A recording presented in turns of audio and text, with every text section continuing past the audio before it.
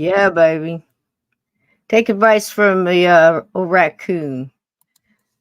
All those nice little tips he gave. They're just fun to watch. Amazing. Hello, Scott's Life. Hello, Lynn Monet. Get in here. I didn't hear you pop yet. I sent you the link, didn't I? Did I mess up? Did you get the link? So now you got me wondering. Hello, everybody. How you doing? Gatekeepers. Cannot believe we're here on a Tuesday night. I've done a few interviews this week and some at night, and talked to the wonderful Shannon LeGros with Steve Stockton today for our 8th annual episode over there on her channel. And it's just been a crazy week. And here we are in it. What is it? Is it Tuesday? It's Tuesday. Yep. Well, maybe. Hey, Blue, how you doing? I need a link. I didn't send it to you. Okay, hold on. We'll fix that. Hold on. Hold on. Do you need me to email it to you, Lynn? Because I sent it to you in the in Messenger. Will that work for you or no? Go and look in your Messenger. I'm gonna send it again. So hey, everybody, thanks for coming in on a Tuesday night, and we are on chapter 4 of Cabin 22. Let me get her here.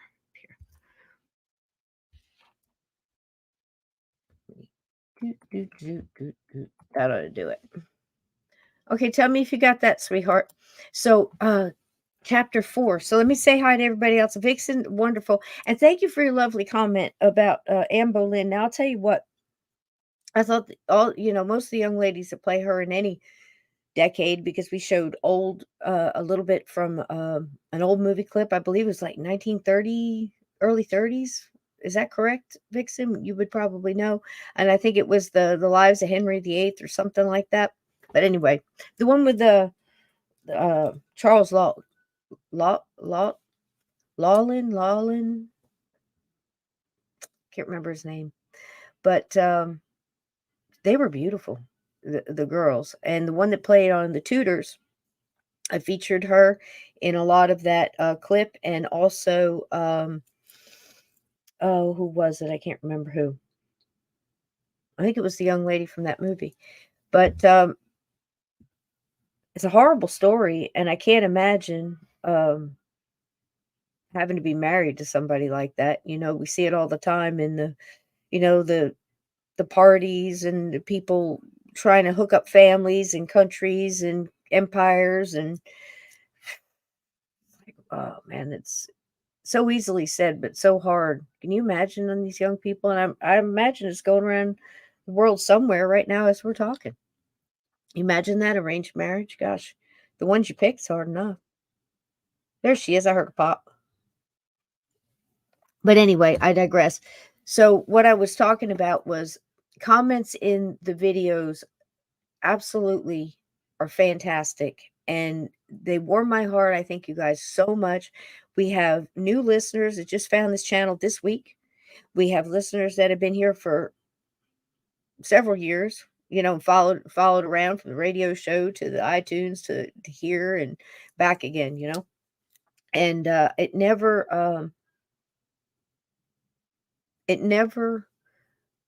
is overlooked by me, the nice things you guys say. And I want to thank you for doing so, for taking the time out of your busy day to pop in there and say, hey, this episode meant something to me, or hey, this reminds me of a story, or gosh, I just found your channel and now I just subscribed. I cherish every single one of those. And thank you for doing that. And everybody who supports the channel, I thank you so much. And for being here, listening to this story. How many years have we been doing this, Gatekeepers? Is this the 3rd year? I think it's the 3rd year that we've done this. So I guess it's officially a tradition. So it's one of the fun things about it. I just wanted to say thank you, and thank you for the PayPals, and thank you so much for the super chats. And you have Scouts Honor. It goes right back into this channel, keeps me going, and lets me, at least people around me don't think I'm as batshit crazy as I really am for putting in some of the time I do researching and this and that and everything else. But we don't do it for that. We do it because we dig finding the stories. We love telling the stories. We love, writing the stories, authors that put stories on paper, whether it's an experience that they had or a gathering of fantastic stories and putting them all together. It's just fantastic that people do that and go after what they love and say, you know what, I'm going to write it. Like when I wrote mine, I thought, man, if one person reads it and gets something out of it, or that matches their story, or it gives them hope, or removes a little bit of grief and, something else, or touches a person, it'd be totally worth it. And then to hear all of these wonderful reviews and, I know that, it's not perfect. It wasn't set to be perfect. So it's not going to be, um, if you're just looking at the way things are written or whatever, I say them the way they happen, and I say it the way the people said it, the way they spoke, you know. And a lot of things nowadays just want to fix all that, but you can't. You got to leave that flavor in there because it's a truism. Do you know what I'm saying? But to have people like authors like Sin Schrader Hill come in here and open this story up, and then a wonderful author in her own right, and wonderful books, I highly recommend them. To come in here and enjoy something I wrote is mind blowing. To have you guys come in here and enjoy something I wrote is mind blowing. And then to get to sit and share it with you and share it with Steve Stockton, another author in his own right. And tonight we get Lynn Monet, a wonderful author, medium, uh, end of life medical field for decades. So she has a lot of stories of her own, and I dare say a lot of wisdom in this subject. Get in here, girl. She's a paranormalist just like me, aren't you, Lynn? Hi, everybody. Oh, So excited. me too. You left out one thing there, Cisco, What I leave it? and friends. Oh, and friends and That's right. moms and, so many other things. We mama bears and all kind of other things we could say, right? But Yes. for but my point is the authors, to have like, whoa, these people know what they're talking about and they like something I wrote. That's first, get past that, you know. But to have people really enjoy it and ask questions and, you know, uh enjoy a character, hate a character, you know, um, want to know more about a character or why something something happens, or why somebody did something the way they did it. It's incredible, isn't it? Surreal when you step back and look at it. Most of the stuff you've written so far, you've written as far as your experiences, and then you've written a couple books. Tell us about that. Your trip through some of the books you've written, Lynn. Wow. Well, most of you already know about the haunted house that I wasn't able to move into. That started it all. I now have another book coming out called Omnipresent 111 Becadon Drive. And then the fourth book I'll be starting to write here shortly is going to be Omnipresent Gnome Place Like Home. Oh So, no. yeah. We're talking Wow, wow, wow. about experience with the elemental. Cisco's going to be in that book if she allows Oh, it. sure, sure. So, definitely going to be talking about that. Make me 25 and blonde and give me a figure like Marilyn Monroe and Girl, I will put you in there any way that you want.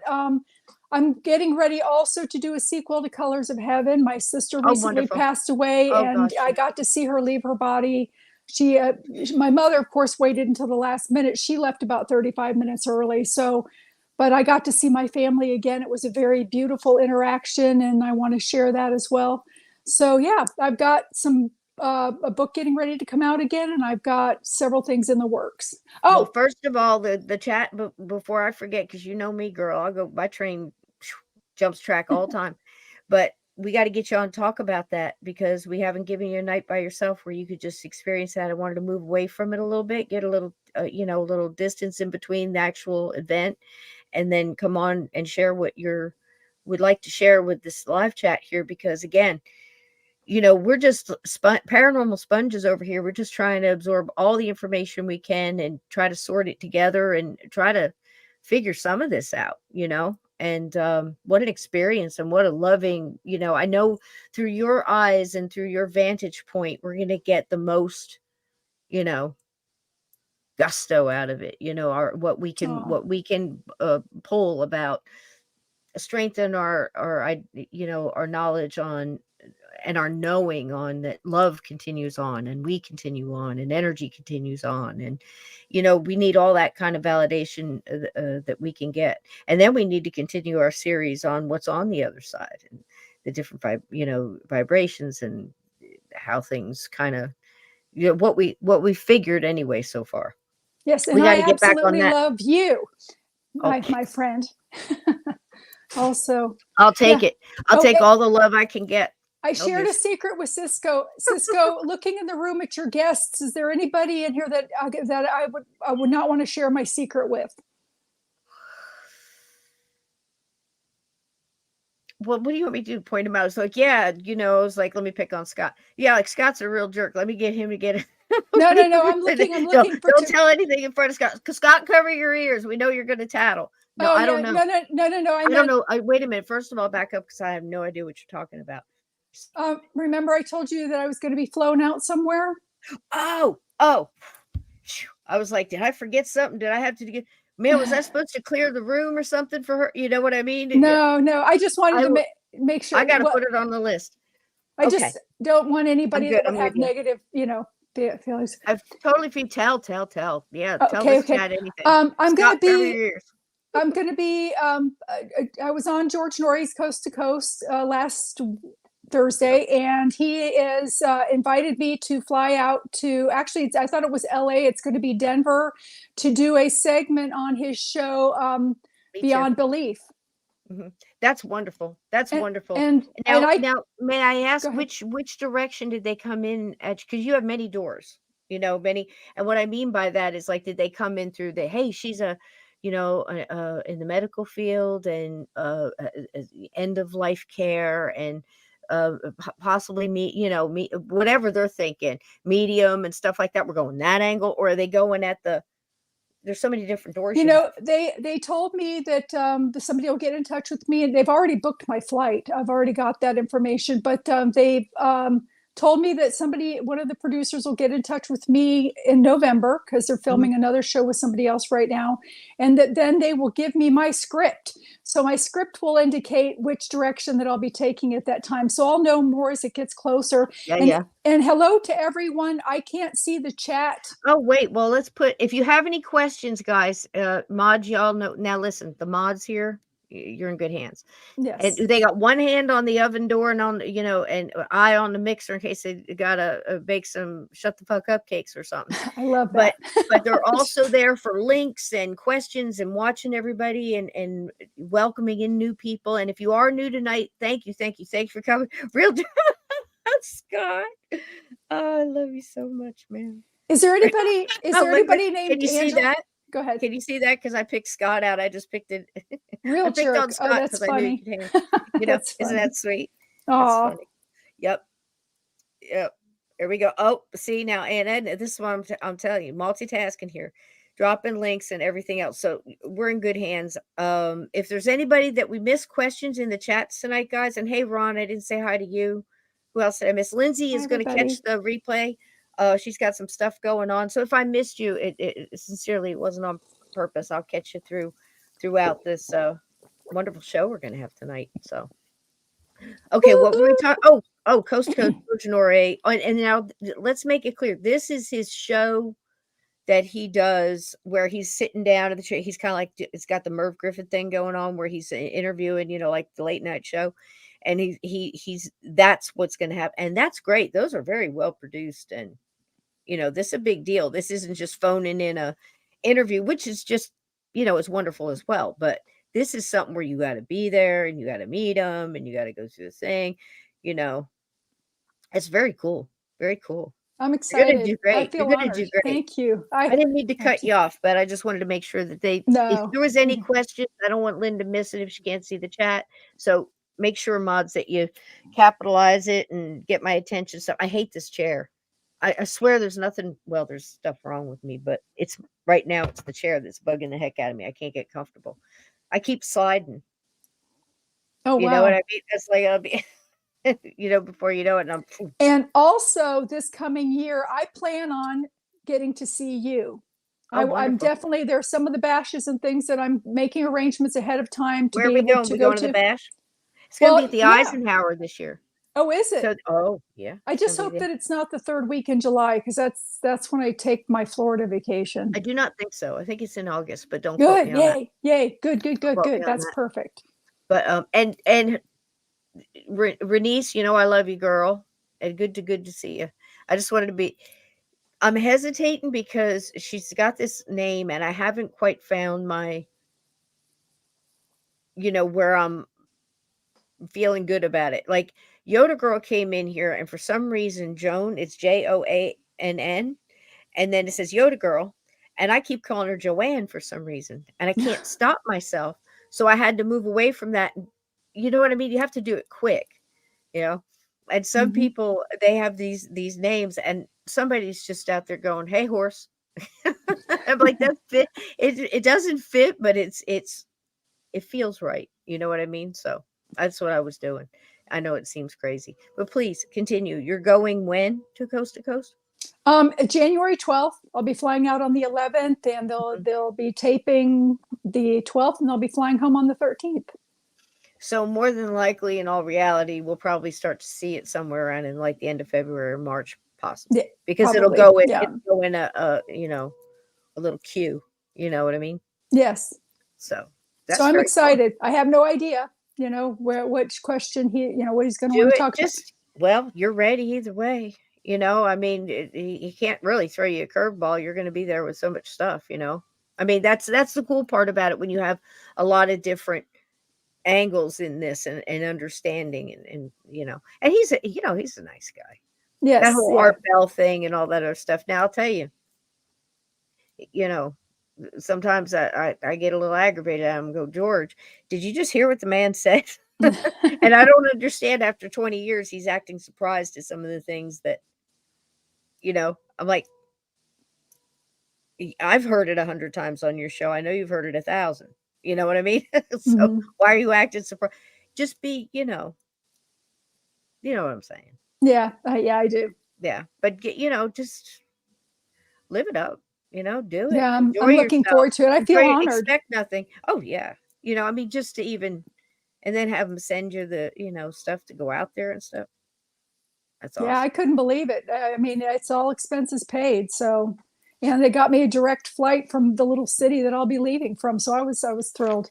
That is So I'm definitely honored. oh yeah. I mean, just absolutely. Gosh, you're not gonna want to talk to us anymore, Lynn, and Oh, little no, old that's stuff. not true. No, no, no, no, no. You're my family. You're my family. I just think it's So, wonderful. I wanted to give you the, I had forgotten all about it when you said secret. I wasn't sure. I really was going, wait a minute, did I forget to do something? I have no idea what we're talking about. I got it now. Um, why you said it that way and everything, but that's just an honor. I would tell them let people start getting ready for it, start looking for it, and and that's the whole reason they do it. So the more people you can bring that way, popular. Um, you've done their show, haven't you? On coast to the coast. yeah. Yeah, about 4 or 5 times. Yeah, Yeah, well, see, that's that's pretty cool. Yeah, it's very and cool. that's So, why. And they're familiar with you and everything else. That's awesome. mhm. It really is awesome. Yeah. But enjoy it. Thank Enjoy it. you. Um, And yeah, and no, you all are stuck with me. So I'm doing my Sunday, my last Sunday of the month, and yep, and hey, anything else thanks, that she mods. needs for me to do. Thanks, mods. We're dropping your links and Thank you. let's see. What's this tag other? Oh, Ron. The way if you're asking, I'm sorry, honey. I'm trying. It's so hard to read and talk at the same time or to listen. And I go back and I go, what were you talking about? Because I have no idea. I'm just being honest because I have this thing ever since I was a kid. I was always the new kid in town, always. And you read books and you just went away. You just, they were your friends. It's true. And so when I start reading, everything else just cuts off. And I try to get back to that, but I've done it for so long the other way. It's crazy. But even in the army when I was a driver, I had to drive all these people around. Man, I always had a book and some, uh, actually crackers. Tell you what, when you're in the military and you've got those big pockets, what is that you're drinking? Oh, it's hot tea. I Hot like it. tea? Yeah, I like put cream in mine. I Is like that it. cream? Yeah, I like it. I like it What kind British of tea? style. Huh? Uh, what kind of It's tea? a vanilla chai. Love it, love it. Mine is peppermint candy cane. Oh, It's I love kinda that like too. it's kinda like, I don't know, I haven't decided if I like it or not. I'm halfway through, I'm still thinking. That can't be a good Whenever I sign. find That that one, can't I be a good buy. sign. Yeah, I buy up several boxes because usually it's only a seasonal Hey, thing that they Midwest, let that come out. So I love how that you one doing? too. I'm just not used to a lot of the stuff. I know a lot of people really, dig putting stuff in their coffee and their, in their tea, but I Mhm. never got into the milk or the lemon thing. I just can't I just can't do it. It's You so, know, the such cream a kind stark. the cream kind of takes off the little bitter bite is what it does. Mm, So yeah. there's a little bit of a bitter bite or an aftertaste sometimes, but it takes it off. So Wow, it's good to know. There's a lot of things, I'll tell you what, there's a lot of things about cooking. I totally respect it and the whole flavor and the balance off of this, and this makes this. My cutoff is kinda at, like essential oils, and I can make my own conditioners and soaps and body, all that kind of stuff, and perfumes. Tell you the easiest perfume to make, guys, no joke. I mean, if you can deal with giving up a little of your vodka if you've got any, but it works. It's hand sanitizer, all kind of stuff. But anyway, Tito's, it just put it in a thing and add your essential oils and find your balance, which one's like your base note, your high note. See, I understand all that, but once you start talking about spices and why a food does this or that, there's so much to it, so many different directions, you know. I was always the mom that had to cook something quick that was edible. too. I have a few recipes when I want to cook. I'm like kind of that's a planned thing, like I could do Thanksgiving dinner from, you know, hors d'oeuvres to pie, you know what I mean? And pull it off. But it's not my gig. And I just, when I think about it, I'm not really good at it when I have to do it. I'd rather be doing stuff like this or writing or creating something, you know what I mean? But I think a lot of people do get into cooking as an extremely creative thing, you know. But Do you find that since your family's grown that you just I don't cook as much as I used to. I mean, it used to be I'd have the big Christmas dinners and the Thanksgiving dinners and it was always at my house. But now that I've got one kid in Indiana and another one in oh, Houston and or they're all over and then I've got one at home that's a picky eater. So I could make a big dinner and she wouldn't eat it anyway. So right. it's like Well, so I just you might I want to don't look into bother. something like that, Chef in a Box and Hello Fresh and stuff like that. Maybe just get it twice a week and maybe cook it together. I could see somebody doing something like that if you like to have a little jazz up your week Mhm. or something, and you like those kind of things where you get the chicken that's rolled in this and braised with that and drizzled with something else, and Yeah, yeah, I'm good with a can of soup and a peanut butter and jelly yeah. sandwich. I mean, I could eat crackers. I mean, it's just the way it is. I know it sounds funny, but I'd rather just throw a steak on the grill, Yeah, and a something baked easy. potato and just and be glad, to have it. I don't need all the fancy. And I never understood, although I'm not knocking it. I know a lot of people like to do this stuff. If you're, what do they call them, foodies? Again, it's like wine. It's like appreciation of wine, appreciation of whatever it might be, cigars. So many different choices, and it's cool. But when you like the Hello Fresh and stuff like that, you get to pick your own thing. We had it for a while, but it was too much pressure. It was just Oh coming too wow. fast. It's coming too fast, and you had to pick this, and I don't know what I'm gonna want to eat in a week. And then you gotta have it because you ordered it. You know what I mean? It's a lot of pressure. It's like I was starting to feel smothered. But but it was really tasty. The ones we picked, some of them were really, really good. So I could see like you might get something out of that like twice a week, but like four times a week or whatever. It's just like you'll see these commercials and the guy says, dinner, it's not just a meal. It's I'm like, yeah, Mhm. it is. Yeah, it is. But, I like the sitting around. Now, if there's people to sit around and eat with that you want to conversate, well, that's something different. That's Hmm. conversation with food. Yes, I look at it different. I know that sounds weird. No, no, it doesn't. That makes perfect sense, actually. That's a whole Yeah. different ball of wax, but if it's just eating and having to get to do the next thing, I'm trying to do too many things, you know. When I have a moment and grab it here, eating is just a speed bump, you know. Yes, that's true. It does that, yeah. That's kind of where I'm at. So how y'all doing, man? How y'all doing? Midwest, welcome in here. All right, I think we got our crew. I'm so excited. I I can't wait. I know. love this So story. I I wanted love to it. ask if you don't mind, I want to keep an eye on the time. I don't want to keep I know it's the midweek, guys. I don't want to keep you all too late. I know some of you it's the morning. We had a lot of new listeners, a couple of them out of Ireland. So hello and welcome. If you're listening, I loved your comment. And all these new listeners, it's always wonderful. And that's kind of what I started talking about. But also, my I'm just humbled by all the authors that come on here and love it, and then I'm listening to it sometimes like I'm hearing it for the first time. Makes me laugh, makes me I'm like, man, you know, wow, that was something, that line there. Or I remember why I put it in, like the watch and some other things. So many head nods that, would be impossible to point out, why I stuck them in there, like that gold watch. Basically, that movie, and I'll say it again, it was The House That Would Not Die, guys. There's links for it. You can watch on YouTube, and Pluto, and I'm sure Roku and Amazon Prime, whatever. It's old. It's Barbara Stanwyck. It's like in 1974, I think. But they did ghost right, Lynn. It was the father didn't want she's in love with the wrong guy. There's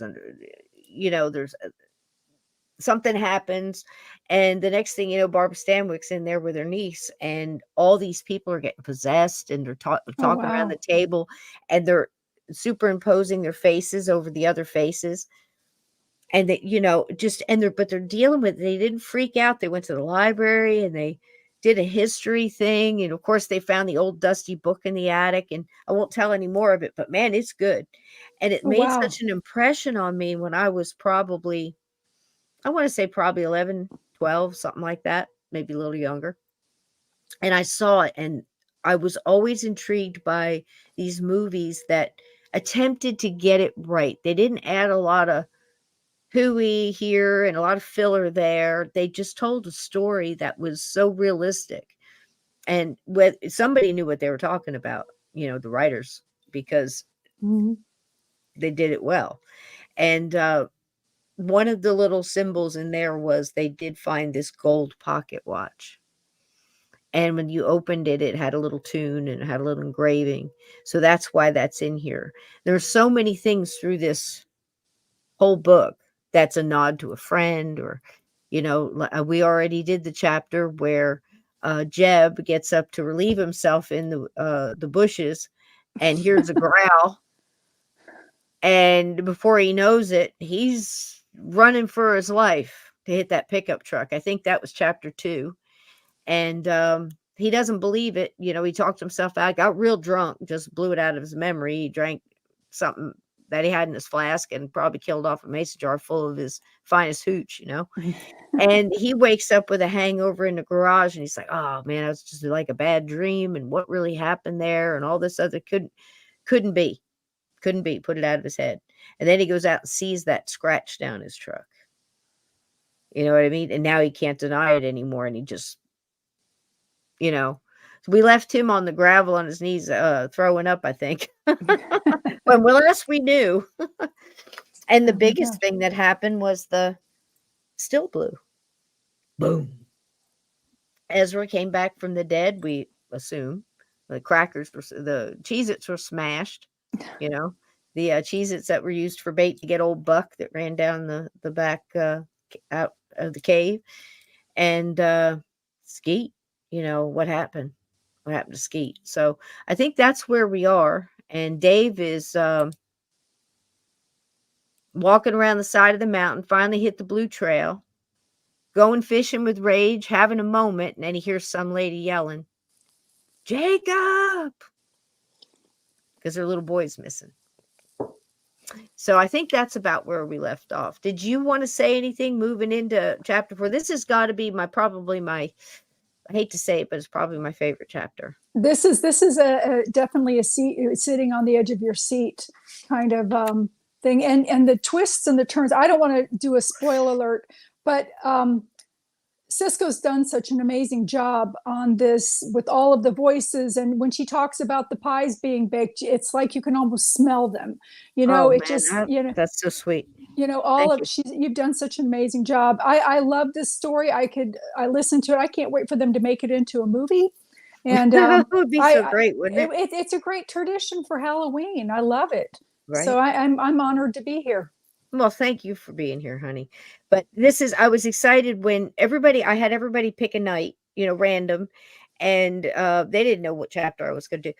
And when I heard that Lynn was going to be here for this chapter, I was so excited because this one gets me every time. Yes, it's a This one tearjerker too. really, like, you get pulled in, Mm-hmm. and I was getting pulled in when I was writing it. I don't know where they took me, but here we are.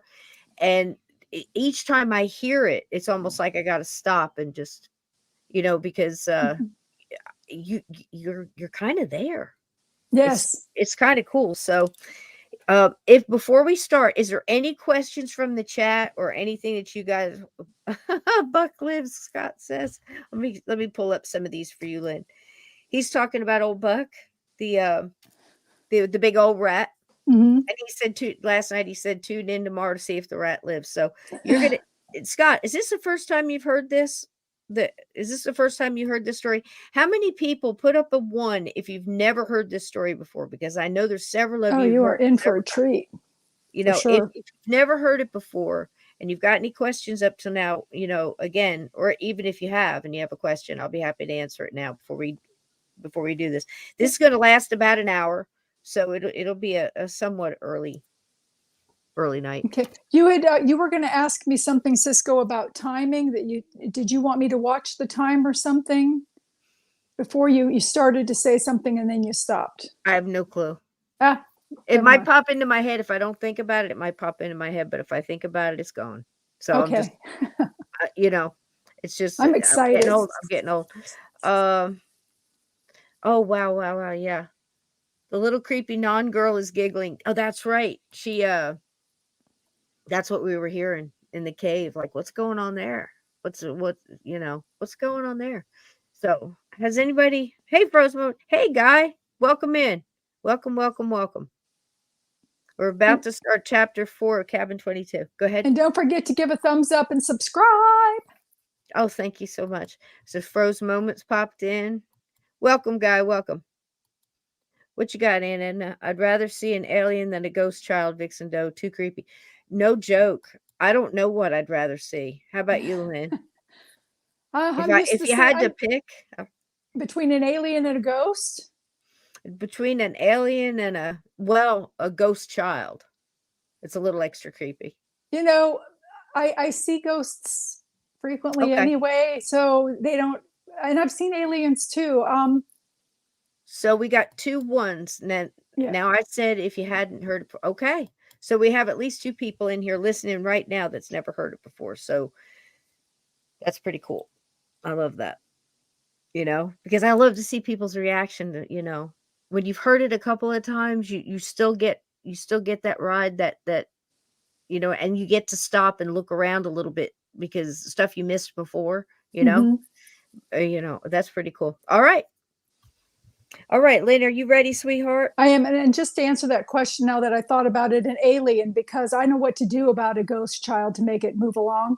So, but the alien, they might try to abduct me. So no, an alien. Yeah. Yep. And Catherine, welcome. See the ghost child. Yeah. And again, there is something creepy. I guess it depends on the ghost kid, This one in this chapter, I'd rather not. How about you, Lynn? No, I would rather not either. I'd I don't rather want. not. Yep, definitely not. It's creepy. It's creepy. All right, here we go, guys. Hang on. chapter 4 of Cabin 22, and the name of this chapter is The Reckoning. Ooh.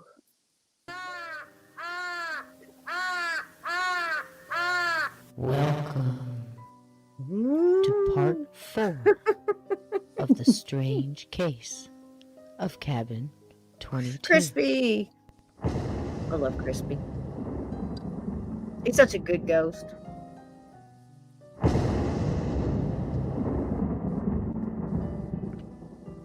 The Reckoning.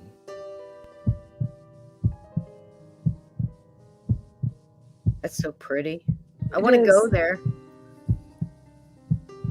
That's probably what it looks like just Joan right and about Mike now. were shaken by a blast from their left.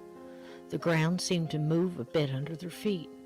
A hot blast of air flew right in front of her and carried bits of rock and black smoke. She fell to her knees, grabbed Mike, and held on tight, covering him. "What in the hell was that?"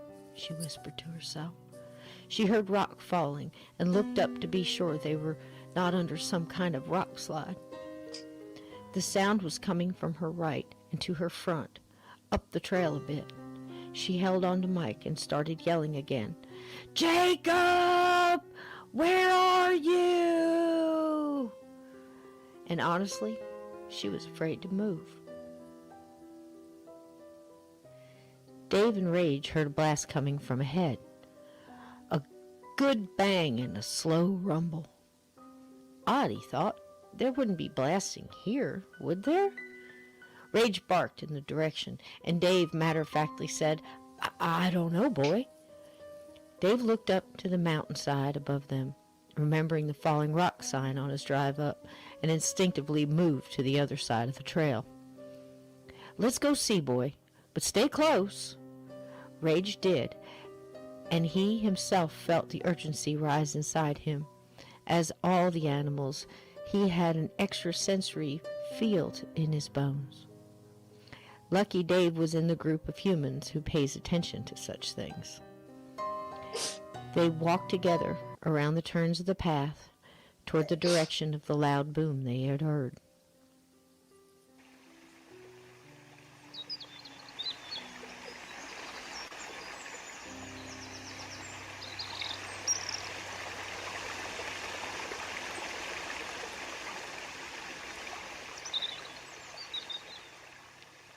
George felt the blast before he heard it. The rocks he was sliding down shook from underneath him. Then he heard it, the loud boom, coming from behind him. He stood up and did his best to see anything from that direction, but was blocked by the trees. Just a long stream of black smoke rose from the blue trail and his new friend and her sons. George moved as fast as his 70 years would allow, and his heart beat with new motion.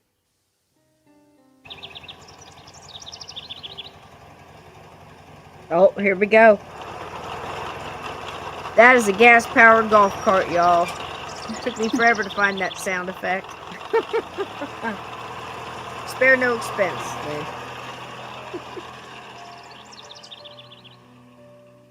Tater rounded the corner of the old Perkins garage, I love Tater. where the dirt road turned to a gravel parking lot. It was filled with skeletons of old dark cars and a few older tractors, farm equipment, pieces separated the pickups from the cars. An old tiller he used himself with his dad down on the farm and harvest echoed memories of the life he loved as a boy. His family, all gone now, working at this old garage and his caretaker job at the cabin, is what he had left. He was an average mechanic, not as good as Jeb or old Bob used to be, but he was all right. He liked to work on older cars, not those new things with all the gadgets and those sensor things. Damn machines were robots, really. Not a meat and potatoes vehicle like a 65 Mustang or like that 1970 Challenger he got to help Jeb with last month. It was canary yellow, one with the black racing stripe. Pretty old girl she was, he said out loud to himself. He circled around the side that blocked his view of that old playground off the RV park. That place gave him the willies, and he avoided it like the plague. His little revved-up golf cart crackled its wheels on the gravel as he rounded the building. And there was Jeb, sitting in the same gravel, his head down in his hands and looking rougher than a raccoon gone 3 rounds with a mountain cat. Jeb jumped up when he heard the cart entering the lot and looked up at Tater, his hat in his hand and shielding his eyes from the sun. "Jeb, you okay?" Tater shouted. "What you doing in the ground? Did you fall or something?" Jeb rolled on his knees to begin the long climb to standing upright. Tater jumped out of the golf cart, barely coming to a stop, and he helped his friend up, brushing him off as he did, his 6+ frame blocking the sun on Jeb's skinny, almost stick figure stature. Tater fawned over him like a mother hen and machine gun questions to him all at once. "What you doing on the ground, Jeb? What happened to you? You look just awful. Are you hurt?" Jeb couldn't answer. He still swayed with the weakness of his hangover and his overwhelming fear. I'm okay, Tate. I just gotta get her inside. Gotta clean up. I gotta get inside." Tater grabbed Jeb up under one arm and bent down to grab the hat Jeb dropped while he was getting brushed off.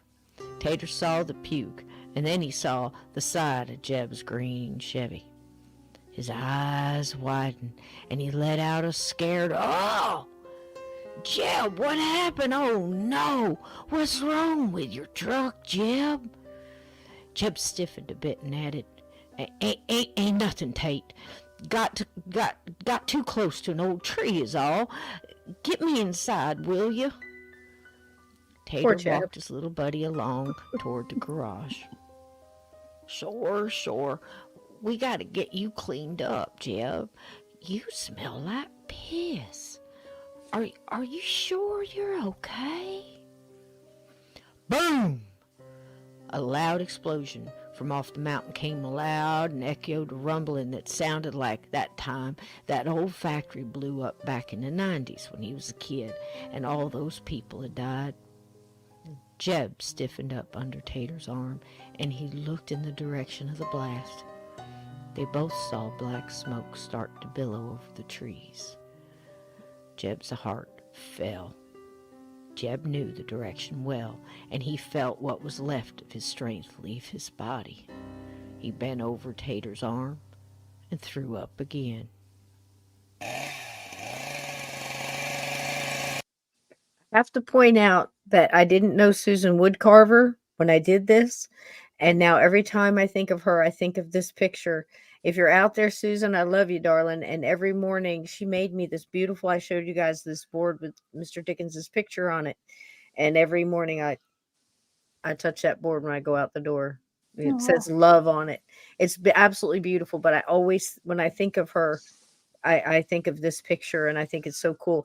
Anybody have any questions up to this point? We are, that was the hardest thing to do, Lynn, as a writer, to try to get, you've got one blast and you're writing it. So you have to have, where is everybody during that explosion? Where were you when the still blew up? You know, that kind of thing. Mhm. And getting people to the position of where they need to be. That was a hard thing. Have you ever come up against that? Writing? I've never had to write in that way, but you did a really good job. It's Really, it comes together and it's fluid, but there's definite separation so that you know that you're talking about different people and that it's still, they're all focusing on that explosion. And Tater is my favorite. Rage, I Tater. think Rage and Tater are my favorite characters out of all of them. Exactly, Scott. I mean, this is it. Jeb's having a bad day, honey. I mean, Yes. he drank so much and he had so much on his plate, and he didn't show up for work, and his dad's voice is in his head telling him you better take care of business and everything else. And he's Jeb's having a hard day, and it's just getting started. So Andy smells like puke and piss. yeah, So yeah, he's in bad shape. And you notice the caretaking that, like I said, Tater. I swear, I promise you, this is true. If you know the show Bonanza, Tater is a combination between Hoss and Eeyore from Winnie the Pooh. He's like a and combination. And then two guys I knew in Alabama that were just this way, and it kind of came to life when if anybody he cared about was in danger, or if something hard had to be done, I mean, he's just a workhorse, and just the kindest, sweetest people you'd ever want to meet, so he's kind of a combination of those things, and I love Tater too. yeah, And and he's I didn't realize until I heard you just saying in the story that that he's a big frame too. He's like 6 foot, mhm, type thing. mhm. I didn't heard that before. So I'm picking up little Yeah, he's pieces. huge. I think when Dave first met him, I think I put in when they were in the lobby of the lodge. Hmm. When he came in, he took up the whole door, and he's like, "Whoa, he's a big guy," Hmm. and that's when Mrs. McGee says, "Oh, that's Tater." And he's, his heart's Yeah. bigger than he is. That's, that Hmm. kind of thing. So, yeah, he's a big dude. He's a gentle giant. That's what I was looking for. They used to use that term all the time as a gentle giant. But Hmm. then again, I read of mice and men, so so here we go. Here we go, guys. I didn't mean to stop it like that, but I had to do a shout out to Susan, and she's one of our chat members. Everybody, all the chat knows her, and we absolutely adore her. And she's an artist, like so many people here. And I just had to point that out because that was pretty cool. Oh, Chuck McGee, here we go.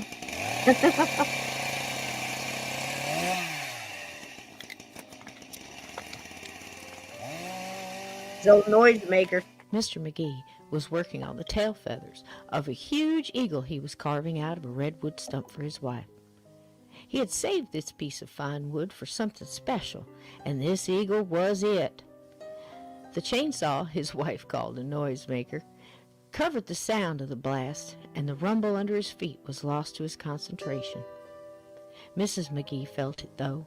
In her kitchen, her good china started to rattle in the china cabinet, and her spices in the rack clattered together, and she steadied herself against the counter and whispered, "Oh my, what in the world?" and started to yell for her husband. "Charles! Charles!" Greta felt it too, reached over to turn down her audiobook and just listened. What was that? She thought out loud, and she touched the walkie-talkie in her apron pocket, thought twice, said a little prayer. George, are you all right? Over. George! She yelled into the device now. A crackle of static. She could hear a heavy breathing, and she listened intently.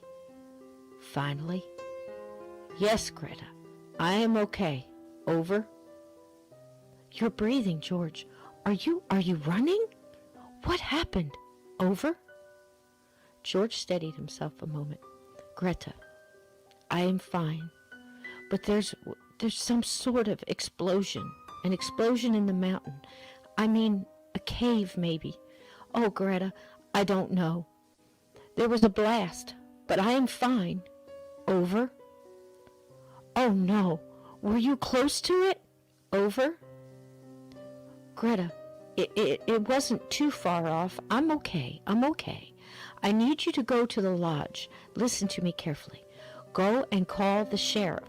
Tell them there was an explosion of some kind on the blue trail. The blue trail, Greta, do you hear me? Do you copy? The blue trail, about at a quarter-way marker. Do you understand? Over." Yes, George, I understand. You need the sheriff. Quarter-mile marker, blue trail. Explosion. Maybe a cave. Over." "Yes, that's right, Rosebud. I am on my way down there now. Tell them come quickly.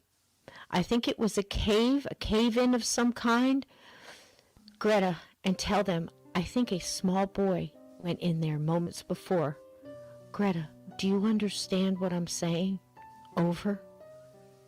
Greta raised her hand to her heart as if the news of a child being hurt could make it fly from her chest. Yes, George, I understand. The sheriff and an ambulance too. Over. Yes, Greta. I need my hands now. I have to climb down. I am okay. I am going to warn the mom. I saw him go in with my binoculars. And I will call you as soon as I am down to the trail. Go now. Run, Greta. Over. Greta assured him she would. She was already out of the door of the cabin and quickly making her way to the lodge and the only landline close by. Yes, George, I am on my way. Be careful. Over. Greta. Greta. Pray. Over. I already am, George, she thought. Mrs. McGee was coming out of the office door when she saw Greta Steele running up the path toward her, waving. She ran to meet her. Are you all right, Greta? She asked as she met her friend. Greta tried to catch her breath. Phone. Sheriff. Explosion. Oh, no. I heard it. Where? How do you know? And saw the walkie in Greta's hand as they both started to run toward the office. George, he saw it. An explosion, he said. A small boy, he said, went in. Oh, we have to get the sheriff. Get the sheriff, she said through heavy breathing and fear. They reached the office and Greta threw herself against the counter and leaned toward the phone, walkie-talkie in one hand and holding her chest with the other. May McGee ran around the corner and lifted the receiver of the phone and dialed the number written on the wall in blue ink. Sheriff Cook's office, it read. It rang twice, and a friendly yet professional voice came over the line. Madison County Sheriff Department, Officer Nan Burnett speaking. Nan, it's May McGee, up at the cabins? Oh, hi, Mrs. McGee. What's the trouble? Those kids again? No, Nan. Mrs. McGee cut her off. Listen, I need Sheriff Cook right away. There's been some kind of explosion. Explosion? Where, Mrs. McGee? Off the mountain here, off one of the big trails. Okay, Mrs. McGee. Hold on, dispatching. Unit 4, we have a code 2 and a possible 10:30. Hold. Mrs. McGee, can you explain this again? Yes, a guest here at the cabins called his wife over a walkie, one of those walkie-talkies, and said he saw the explosion. Where, Greta? She looked at Greta, getting her breath. About the quarter-mile way marker on the blue trail. Said he saw a small boy, possibly, that went into the cave there, near the explosion. Okay. Yes, on the blue trail here, about a quarter-mile marker. Nan, he says he saw a small boy go in there. I don't know, but we need help quick, Nan. Can you send the sheriff? Okay, Mrs. McGee. I have help on the way. I will get Sheriff Cook, too. Joe Parker is on his way now. He's already got the sirens running. Stay on the line a moment. Nan ran around her desk and opened the door to Bill Cook's office. Sheriff, there's been some kind of explosion up at McGee's place. Bill Cook sat up in his chair, grabbed his hat in one hand, checked his revolver on his side mindlessly, and headed out the door. Danker, let's go, he called to the deputy. Anyone hurt, Nan? May says there may have been a small boy. Went into a cave there. A cave of some kind, maybe? And it blew. I'm still getting information, but Joe is headed on the scene. Oh, Lord, we're going to need extra hand. Call the EMTs and get search and rescue on standby. Will do, sir. Be careful, and please let us know, she called behind them. Unit 4, she called over the radio. Sheriff and Unit 2 en route. Getting EMT behind you. 10-4, ETA 10 minutes, Deputy Parker called back over the radio. Nan pushed the hold button. Mrs. McGee? Yes, I'm here. Okay, do you know if anyone else is hurt? I don't, Nan. I'm going to get Charles here, get the four-wheelers out. Is Sheriff Bill on his way? Yes, Joe is almost there. I have EMTs dispatched, search and rescue on standby. Thank you, Nan. You stay strong, Miss McGee. Call me if you need anything else, and tell Charles that too, please. Thank you, Nan. Greta and May McGee both went out to Chuck McGee, standing in a pile of redwood dust, and they told him what they knew. Is that all he said, Greta? Chuck asked. Yes, he's climbing down to where it happened, he said. Gonna warn the mother. Said he saw the boy go in through binoculars? May added. Joe Parker is on his way, Nan says, and Sheriff's right behind him. Okay, May. And he kissed her forehead. It's all right. We will figure this out. I'll get the four-wheelers out for the boys. Greta, can you get George on that thing? I can try, Greta answered. George, come in. Over? A pause. Greta? Heavy breathing. We're almost there. Over? She handed the walkie to Charles McGee. George, Chuck here. Are you okay, my friend? I love Chuck. Yes, it is awful, Chuck. Stop running and tell me what you know. Chuck, Joan, and the kids on the trail with the boys. I saw the young one got into a cave or a hollow. I don't know if that was the place that blew up. The explosion I heard. I only saw black smoke. Chuck moved from the back of the lodge toward the opening of the trees, and he saw black smoke billowing in the wind against the blue sky. Okay, George, you stay safe and let me know when you get to the trail. He walked off from the women a bit, and his voice trailed. I'll wait for Joe Parker, and we'll be right up with the side-by-sides. Are you hurt at all? No, just in a hurry, Chuck, okay? And tell them to hurry. Get up here. That poor boy. Over? We will. Over. He handed the walkie to Greta. I know where he is. I'm going to go get the wheels ready. You gals go make some coffee and stay calm. And stay by the phone. It's going to be a long day. He kissed May and took off to the sheds and the 4x4s. He could hear Joe Parker's siren in the distance, coming up the mountain. Rage got to Joan and Mike first. She was so scared and distraught. Dave didn't need to get closer to tell that. Mike was yelling, Jacob! And they were looking all over. Joan, startled at Rage's running up. He's okay, ma'am. I'm Dave, and this is Rage. Can we help? Are you hurt? The smoke, black and nasty, billowed out of the cave, and Joan ran up. No, we are okay. There was this big explosion, and my son, he's only 6. He is missing. He was right here. I turned around, and now he's gone. Like one of those missing 411 David what's-his-name things.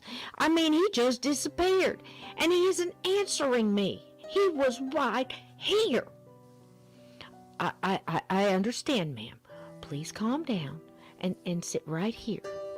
He helped her to a rock off the trail, away from the smoke. Dave calmly said, Now, take a breath and start again. Where did you last see him? Joan explained, and Rage sniffed around and sat by Mike, who pet him without really thinking about it much. He had clear tracks of tears running down his dust-stained face. Joan went on, and Dave took it all in. Okay, he said, do you have anything of Jacob's? Something that he might have worn? Yes, his hoodie, but what? Don't worry, just please give it to me if you have it. She took off her backpack, felt around inside, and pulled out a faded red hoodie in a child's small, and burst into tears again. Dave took it from her and said, Thank you. Did either of you see anyone else on the trail? Hear a dirt bike or an RV, maybe? Joan shook her head no, and looked at Mike, who did the same. Sit right here, please. He looked toward his dog. Rage, work boy? Rage perked up and ran over to Dave. Here we go. Sat straight up and looked at his friend. Dave said something in a language Joan didn't understand, and Rage jumped up into action on all fours and just breathed in the scent on the hoodie. I'm with SARS, ma'am, out of Albany, New York. Rage here is a rescue dog. It stands for search and rescue. What luck? Rage will find your boy. He couldn't have gone far. Please just sit here and we will have a look. Take care of your mom, son, and stay here so we're looking for 2 lost boys, okay? He smiled at Jacob, and Jacob nodded and moved close to his mom. Rage, go, Dave said, and Rage sprung into action. He sniffed around the area, picked up a scent, and moved through the bushes like the wind toward the smoke.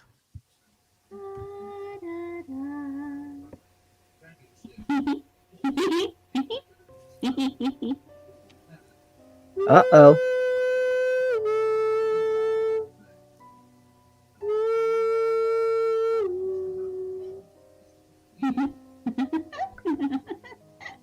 Creepy.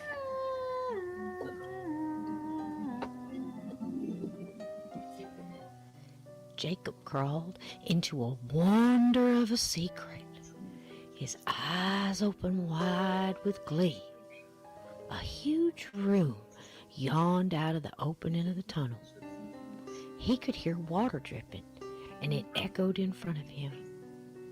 He could stand up now, so he took the flashlight out of his mouth and looked around. A small slit in the ceiling shone a beam of daylight into the darkened cave.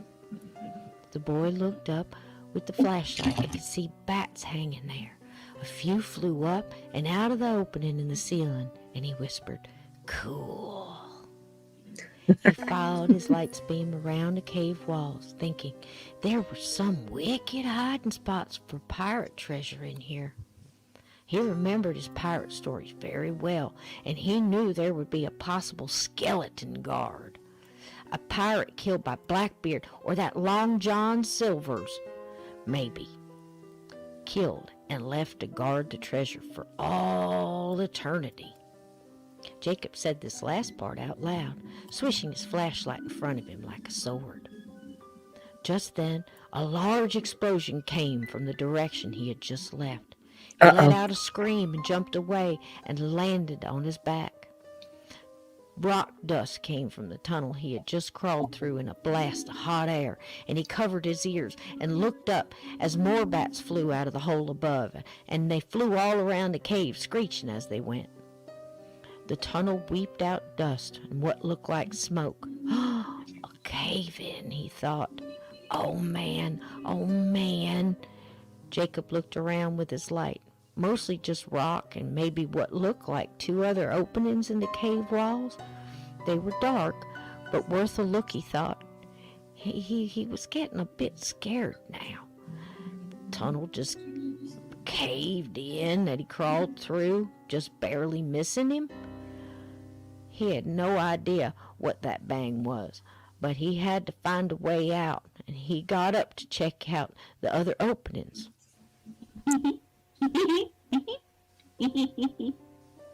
From the other side of the cave, he heard what he thought was laughter. Don't be a silly baby. You have to be brave and find a way out of here, he said to himself.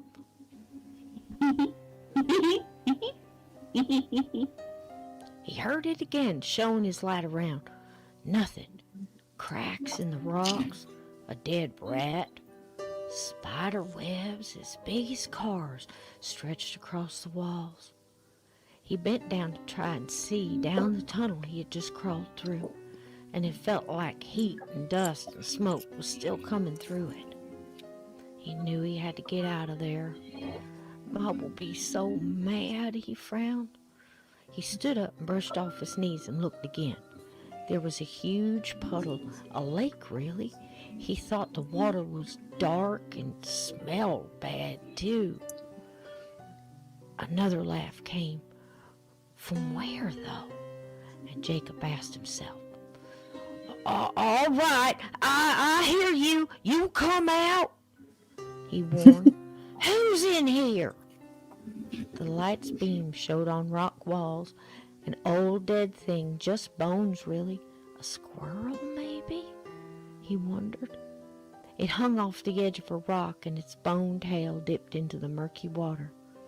A few bats still hanging upside down from the ceiling, some flitting their wings.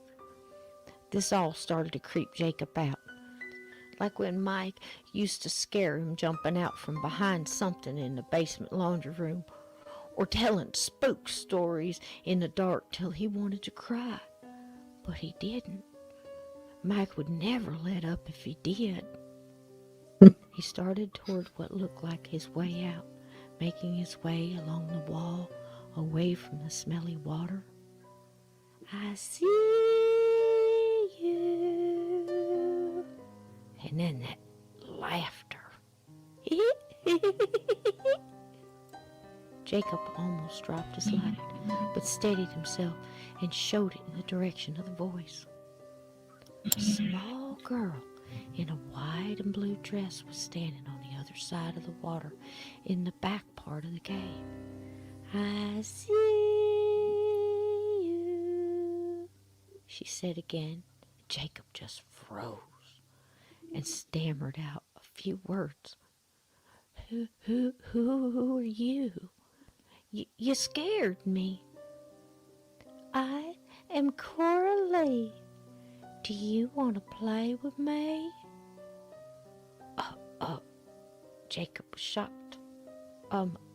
Not now. I'm looking for treasure and another way out of here.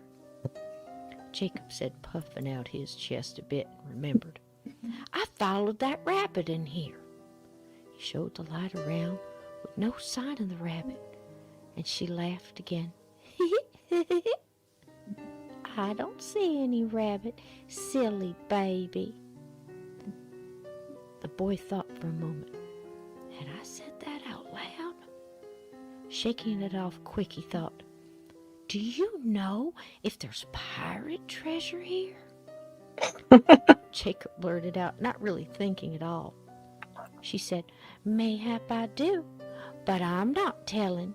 And she leaned towards him almost over the edge of the dark water and said, unless you play a game with me first.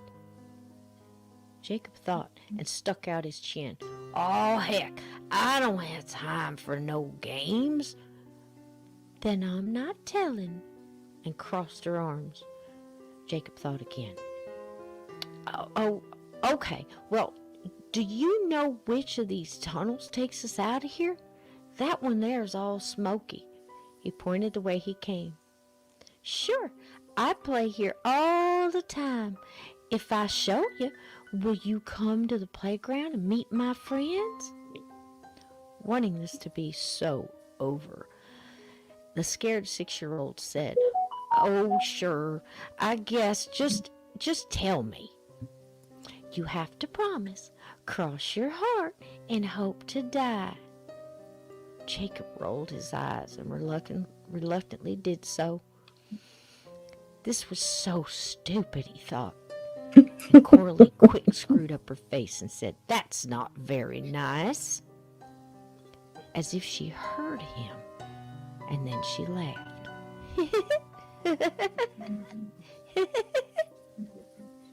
This scared Jacob even more, and he was officially no longer having fun. Coralie made her way around the cave's pool and sang as she did.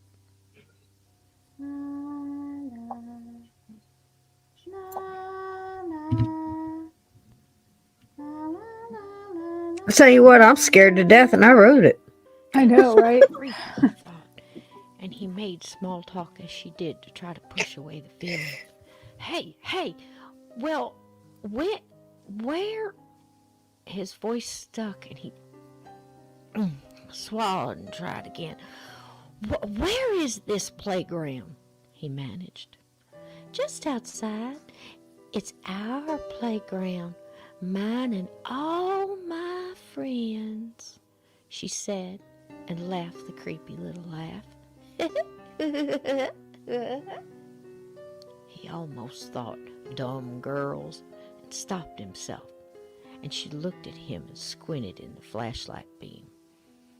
He quick tried thinking of something else. Hey, be careful you don't slip there, he called to her. She smiled a bit of a smile. I won't. I'm here quite a lot, and giggled. Where are your friends now? Jacob was getting a bit worried. He wanted out of this place. They're waiting for us on the playground, and Jacob just shivered. Rage ran right to the side of the explosion. Smoke wafted from above him, easing a bit up now. What you got, boy?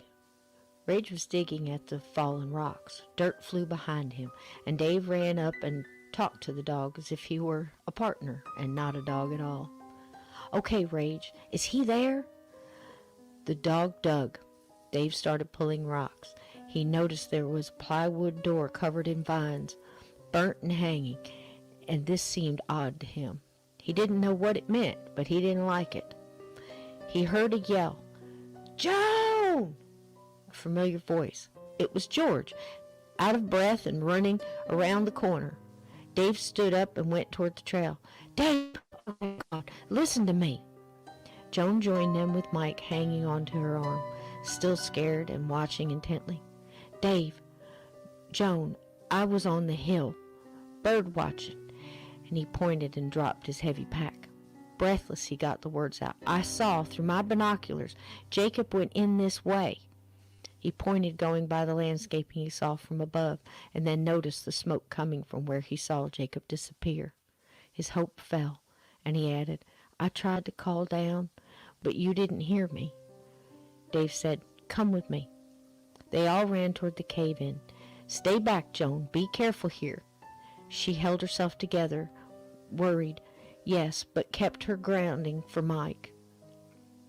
Rage was digging like mad. Help me with this, George, Dave asked as they moved the rocks they could. Rage is on Jacob's scent. He hasn't laid down, George, Dave whispered to him. George asked Dave as they rolled the debris, and Dave told George he is a search and rescue dog. He has worked many fires, and we were in Key West. Our group went down there to help. If Jacob was gone, he turned around and whispered this part so he wouldn't let Joan overhear. Rage would lay down. I see. I called down to Greta on the walkie. Sheriff is on his way, and he's bringing help. Oh, that's great, George. I didn't think I could get Joan to go down for help. That's good news. Okay, help me with this big one. They both pulled on a large rock, and George looked to his side to find a branch to maybe help pry it. Dave pulled himself up and put his back against the rubble and pushed with his feet, and the rock gave way. Look out, Rage! Rage moved back and then started digging, and he was making progress and could reach up to his shoulders now. Dave and George did their best to move the rocks away for the dog. Dave heard Rage bark and heard a bit of an echo.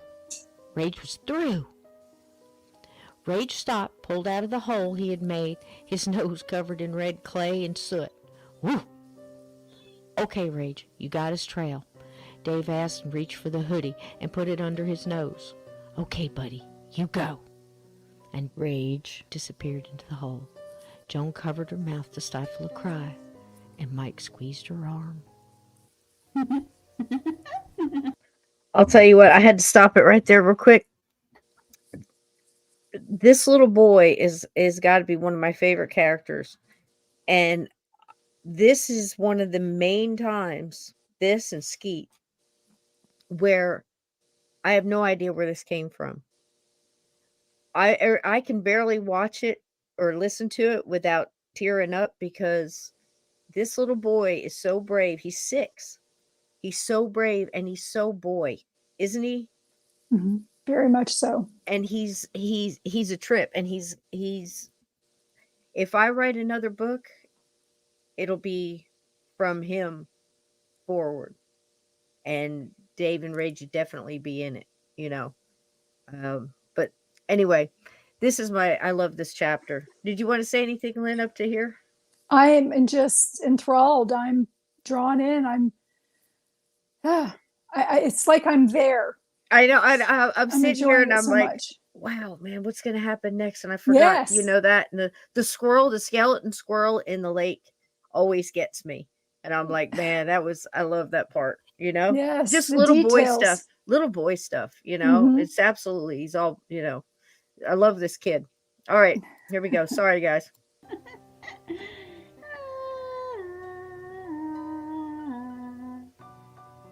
I see you. She's just creepy. Jacob watched the girl with his light as she stepped into his side of the cave pond.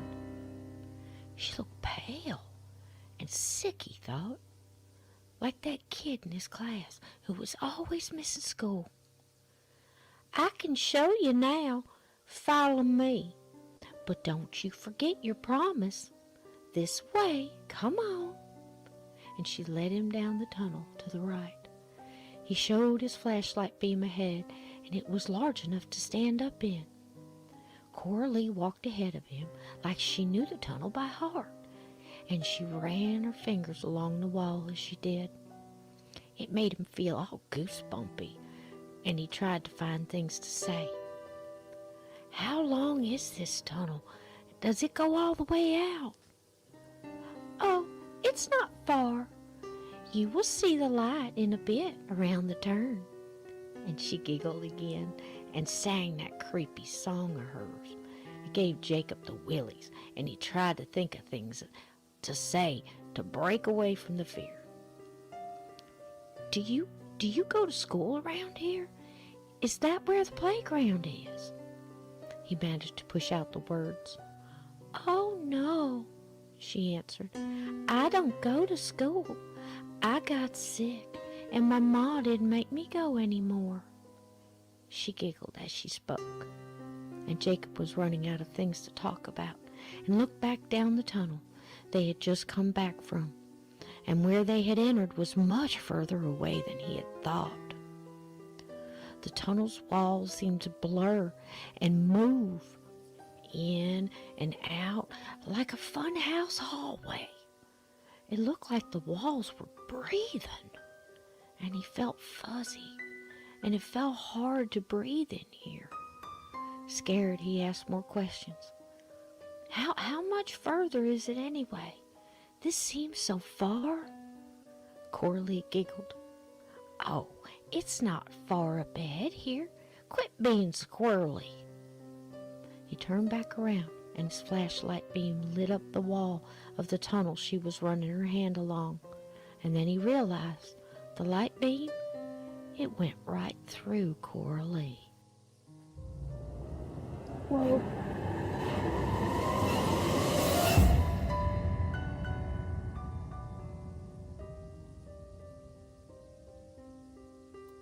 That one will get you. Poor kid. Poor kid. I was ruthless. I'm sorry.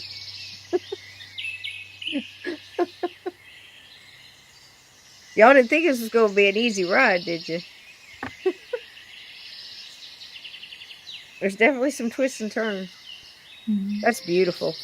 That's probably what it looks like right now in Alabama.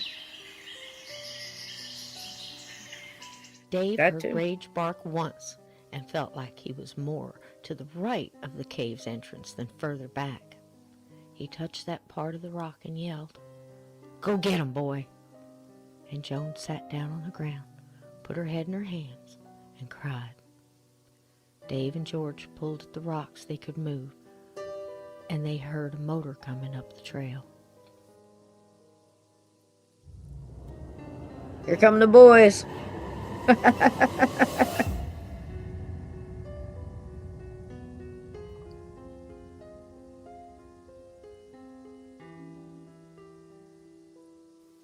Jeff ran into the garage and to the room his cot was in, grabbed at some jeans on a chair and picked up a t-shirt. Tater was asking him what he thought that explosion was, and Jeb was in no mood to answer questions. He quickly changed his shirt and wriggled into his jeans. Tater was what they called slow, and he usually had patience with him. He loved the old cars and worked hard, but there was no way he could bring him in on the secret of his daddy's deal. "We are just going to go have a look-see. Is there gas in that go-kart of yours?" "Sure is. Filled it up this morning."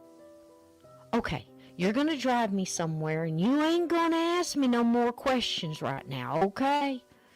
My truck won't get far into those trails." "Well, okay, Jeb," Tater answered and watched Jeb grab a set of keys off the board, and he followed him out to the golf cart. Jeb saw some black rags hanging out of the little cart storage trunk and yelled at Tater, "I told you, don't have them greasy rags laying around, Tate. They can cause a fire quick. Daddy never liked them laying around." Tater quick lifted the trunk, a scared look on his face. He hated when Jeb yelled. "Okay, I'll take care of them, Jeb. I promise, Jeb." He jumped in the old golf cart. "Now let's go fast, Tate. Step on it." "Where we a-going again, Jeb?" Tater asked as he turned the key. "Get me to the blue trail, Tate, and hurry."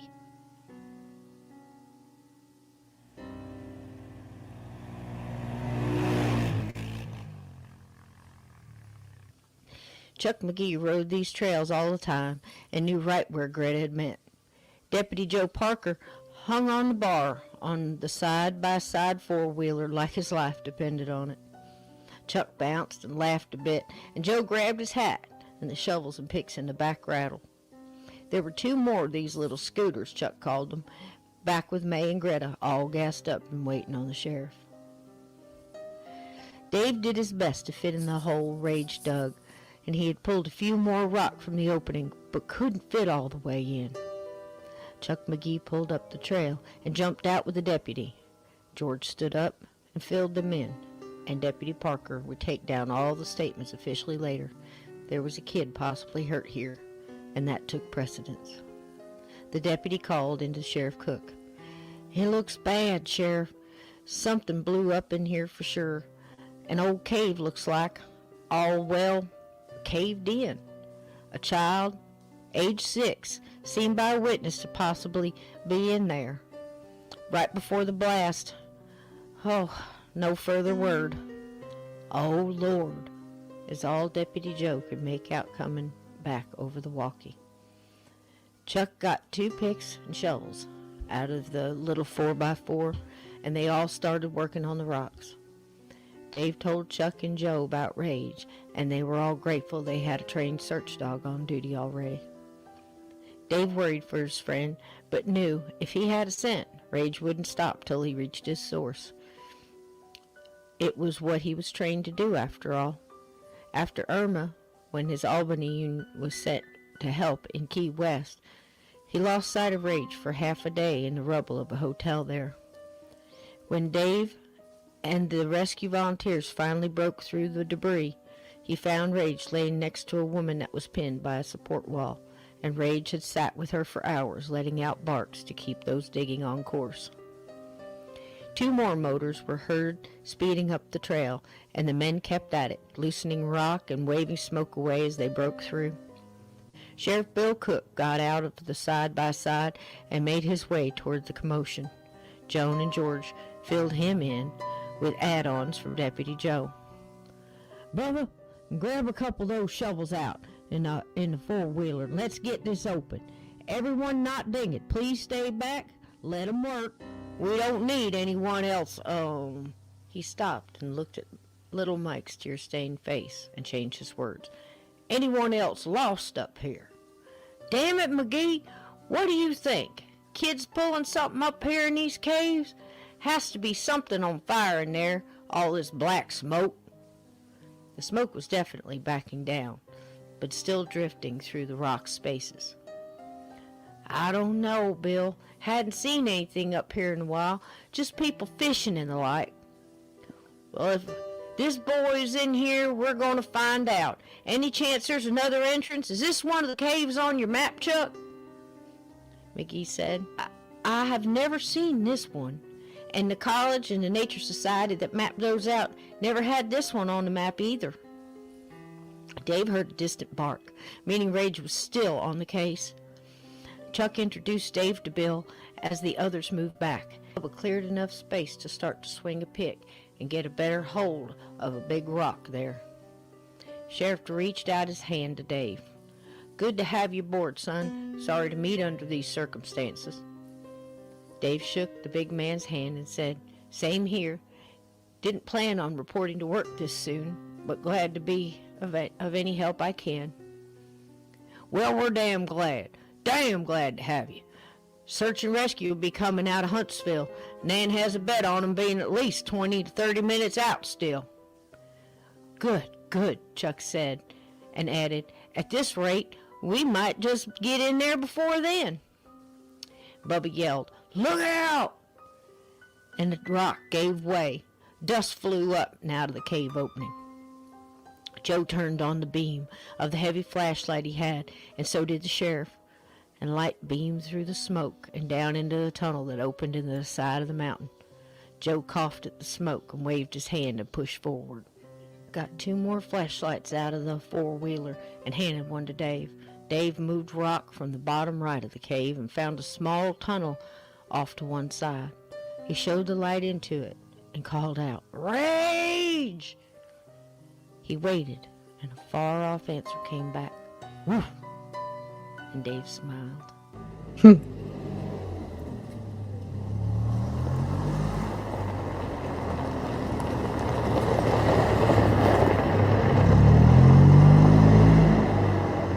There goes Tater.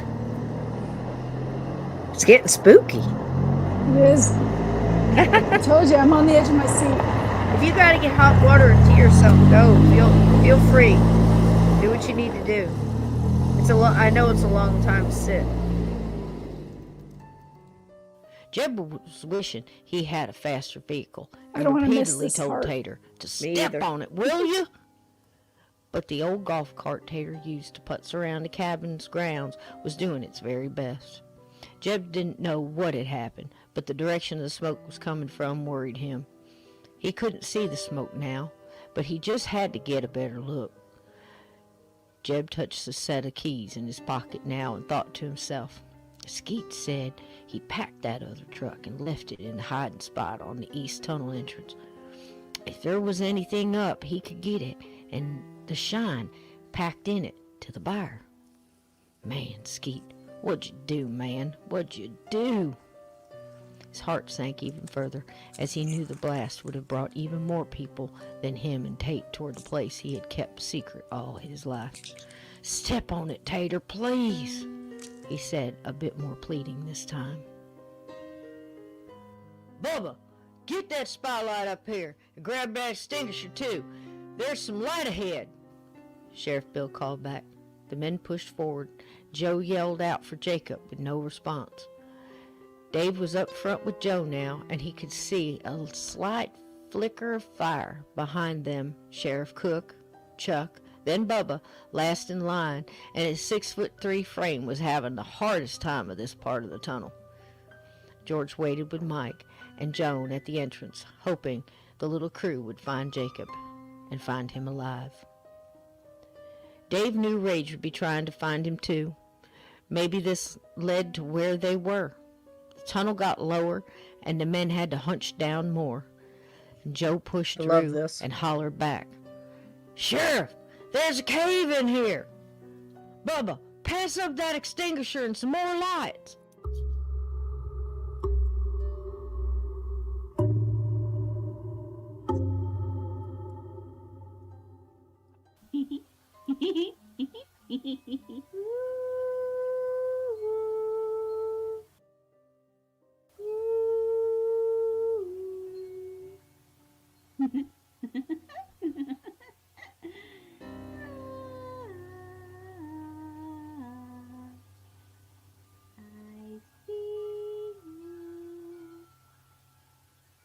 Jacob swallowed hard.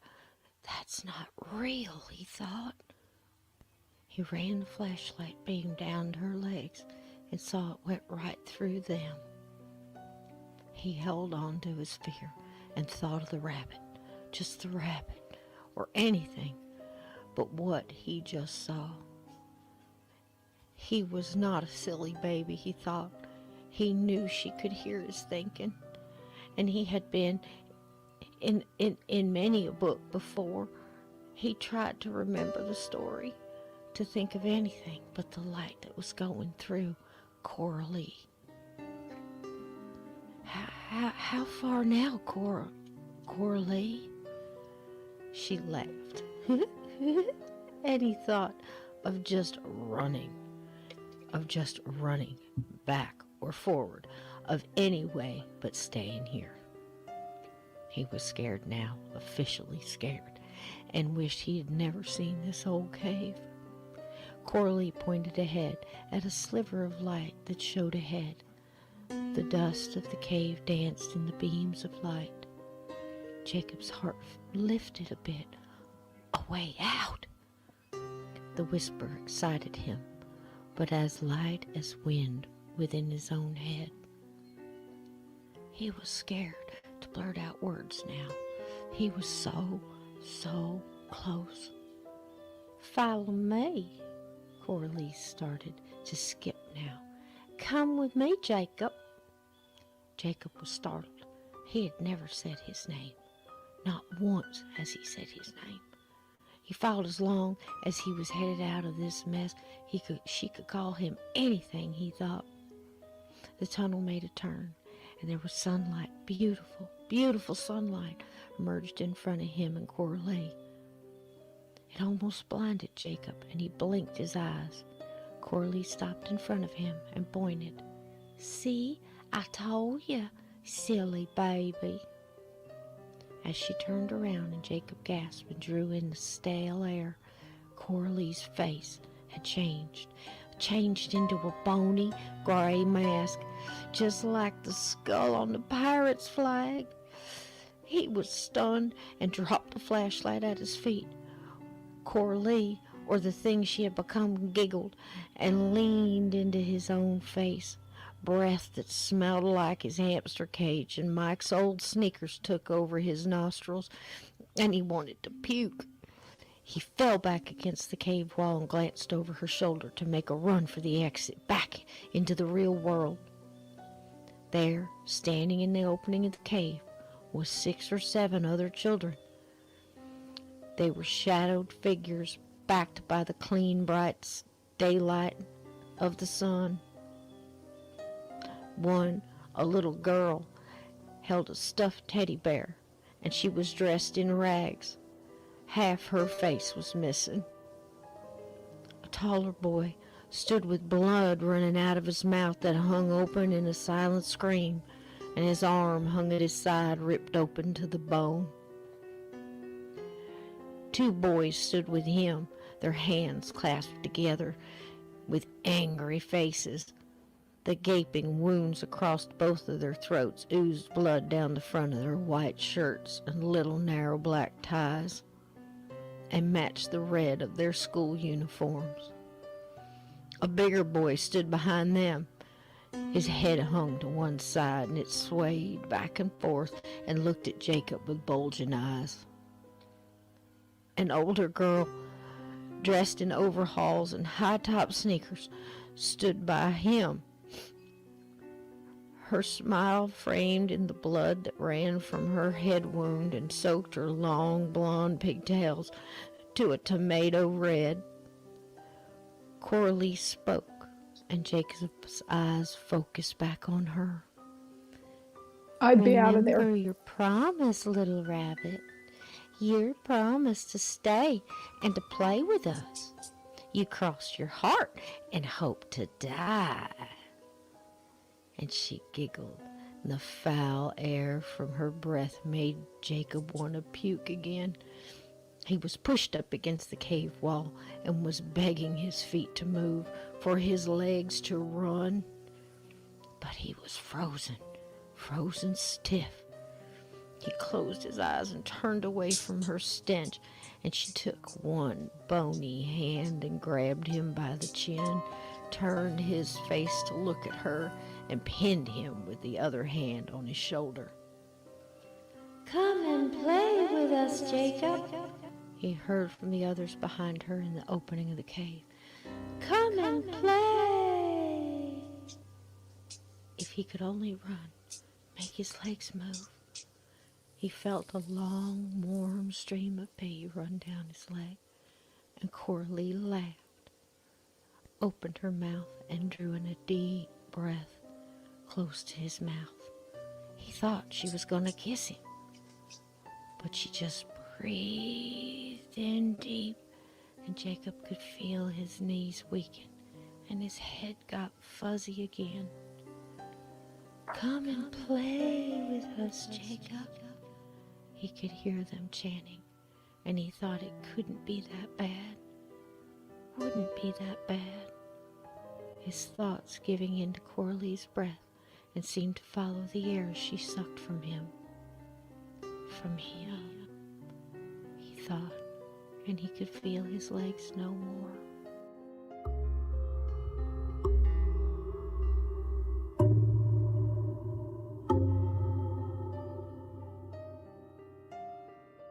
Bubba passed up the extinguisher to Chuck, Chuck to Dave, Boo! and Dave to Joe. Joe pulled the pin and aimed the spray forward and walked in as he did, now giving off little bursts of the foam. Dave walked behind him and saw small groups of flames and flickers of the orange light played on the gray walls. They both stopped there. Well, Joe stopped abruptly, and Dave ran into the back of him. Joe held up one hand in a stop motion as if he was the forward observer in the jungles of Vietnam. He stood and looked around a moment and whispered, "Holy fuck." The last of the word lost in the beginning of a whistle, low and solemn.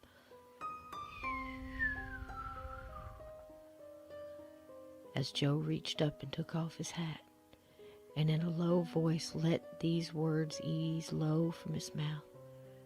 "Sheriff, we have a situation in here."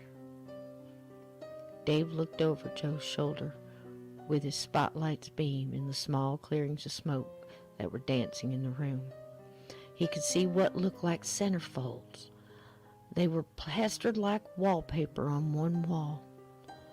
The nudes' bodies curled and burnt upwards and still smoldering. One, Dave forgot her name, had blood splattered in jellied chunks sliding down her skin as a black ribbon of burnt edge creeped ever closer upward. Some looked untouched and smiling at what they too were seeing here. "Oh my God," whispered Dave, as he moved around the part of the room he could see with the light. Joe was taking careful steps forward and calling back one-word descriptions. "Deceased, individual, male, middle-aged, I think," came words slow and deliberate, Joe's voice only shaking enough for Dave to pick up. But Dave understood. Sheriff called up toward the front of this line and asked, "What's that? Repeat, deputy?" Chuck looked back toward the sheriff. "Dead, middle-aged. Says it's hard to tell." "What about the boy? You see any sign of the boy?" Sheriff Bill called up. This is "Hold great. on, it's hard to see. There's stuff all over the floor here, Sheriff." Joe took 2 steps forward, and Dave could move into the cave a bit more. Dave shined his light downward. There was blood everywhere, glass and metal parts singed and strewn throughout. He could see what looked like a body laying in the debris. A man, most likely, or used to be anyway, Dave thought. Maybe in overalls. Burnt patches in the denim opened to holes deep in the skin of the man, like the jeans had melted into this man and became part of him. One leg Dave could see, as a slight wind moved the smoke, had blown back broken and rested across what used to be this man's chest. Joe's light beam played against the wall and made the dust and smoke look like it was dancing in the mayhem of the scene. And Dave caught what looked like an eyeball, complete with its optic nerves and stringing goo attached to the breast of a centerfold, with a piece of copper tubing it looked like. Joe winced and turned his light to the left. The smoke seemed to be being pulled away down another exit or tunnel. Joe called back, "Looks like another exit in here, boss," and took another step. The line of men all moved with him, like a macabre dance line in a bar's closing hour bunny hop, each man peeking over the guy in front and catching glimpses of a scene out of a Stephen King movie. Bubba asked the sheriff if he wanted him to call it in yet. "Let's wait and see what we have first, son. Let's find the boy if we can." And they waited as Joe, the forward observer in this squad, moved his feet carefully through the muck on the floor. Joe's light picked up what he thought used to be a still, mangled and smoldering, with little patches of fire still burning the fuel below. Joe hit them with quick bursts of the extinguisher. "Sheriff, we have what I think was a still." "I knew it!" Chuck exclaimed and patted Dave on the back of the shoulder. Sheriff reached up and pulled off his hat and said, "Damn it!" Nodded his head and patted Chuck's shoulder as if to say, "Makes sense," and tossed a look backwards toward Bubba, who looked down at the sheriff, still hunched in the tunnel, and he nodded too, all them looking like they all agreed with the final pick of a letter on the Wheel of Fortune game. "Few more steps in, Sheriff. Hold on a second," Joe called back, and Dave shone his light at the deputy's feet. "Look out," he whispered loudly to the back of Joe's head. Joe looked down and saw a pile of mangled and twisted goo, maybe a pile of rats on the floor. Joe almost stepped in it. "Thanks," Joe whispered back and shuddered. "Still blue for sure, Sheriff. No sign of the boy yet." Joe cleared 2 more steps and Dave and Chuck were in. The sheriff behind them was now getting a look, and the first thing he saw on the wall was the eyeball slowly sliding down the stomach of Farrah Fawcett. "Oh my God," he whispered. Bubba could stand up now and showed his mag light in. Beams of light moved all around the cave room, each revealing a new and more grotesque scene, like an old 8mm movie playing a massacre of the dead and dying. "Is he dead, Joe?" The sheriff called over to Joe, who was blocking his view of the man who was bent backwards over a crate table, it looked like, through the smoke. Joe showed his light on the man's face, or what used to be his face. His head was gone from the nose up. Red jellied goo poured from the opening where his skull used to be. "Oh, he's dead, Sheriff," Joe gulped, and handed back the extinguisher to Dave, who passed it to Bubba.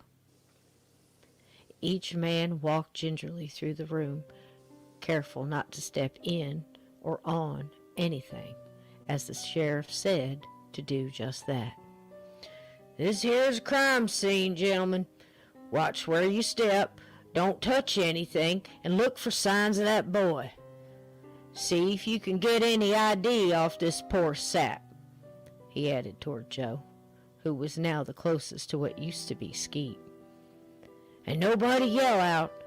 We don't know how sturdy it is in here now." Chuck was looking all around the floor with his mag light aimed at what looked like ball bearings, gleaming red and surrounded by glistening broken glass and twisted metal in his beam. Mason jars stacked and broken among what looked like smoldering magazines and piles smoked on the floor. Dave really felt for Joe and tried to help him see by aiming his light where Joe was looking on the body. Joe reached in his pocket and took out rubber gloves and placed a hand in each one. Took out a pen light and placed it in his mouth, and handed Dave his spotlight.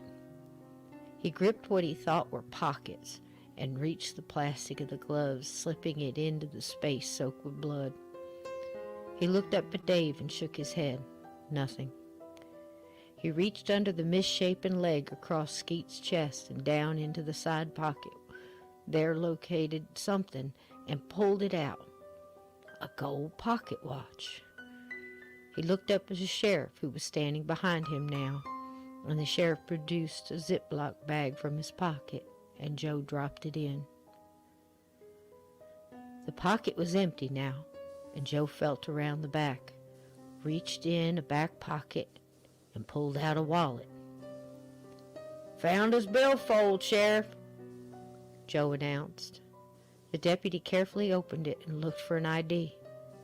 There was one, tucked where money would be if Skeet had any. Pulled out the plastic card and wiped the blood off its surface. A smiling picture of Skeet emerged, black hair stringing off his face with 2 teeth missing right up front. "Oswald Malcolm Davis," Joe read aloud. "Skeeter Davis, that no account. I scared him off these trails more'n once," Chuck called back. "Figures he'd be up here making shine. Hung with that old Jeb Perkins. He's probably in on it, too. Filed his daddy's old deeds, I'll bet." Sheriff Parker pulled out another plastic bag and opened it for Joe, and Joe dropped it in the wallet. Bubba saw a pile of crates and mismatched cushions along the back wall. Carefully moved a seat cushion that looked like one his granny had had on her sun porch, except this one had 2 fingers sliding down the faded flowers like they were trying to pick the blooms for a bouquet. "No sign of the boy here, Sheriff," Bubba gulped. He could feel the biscuits and gravy he'd had for breakfast, trying to make a hasty escape. Dave thought out loud, "I wonder where that other tunnel leads to," and shone a light in that direction. Chuck said he didn't know. Curious, he added his light to Dave's, and they both caught a glimpse of another poster of a blonde girl with a bloody ear slowly making its way down her naked thigh, leaving a trail of blood in its wake. The ear let go and plopped onto the floor. Immediately, a huge rat with one ear half missing darted from behind a metal shelving, picked up the ear in his mouth, and ran down the tunnel into the darkness there. Dave looked at Chuck and almost wanted to laugh if it wasn't so damn wrong. Chuck made an "oh well" face and shrugged. Sheriff Cook took off his hat, wiped at his forehead, and shook the watch and the wallet Ziploc bags in his hand. "Joe, leave the rest to the ME now. We got an ID.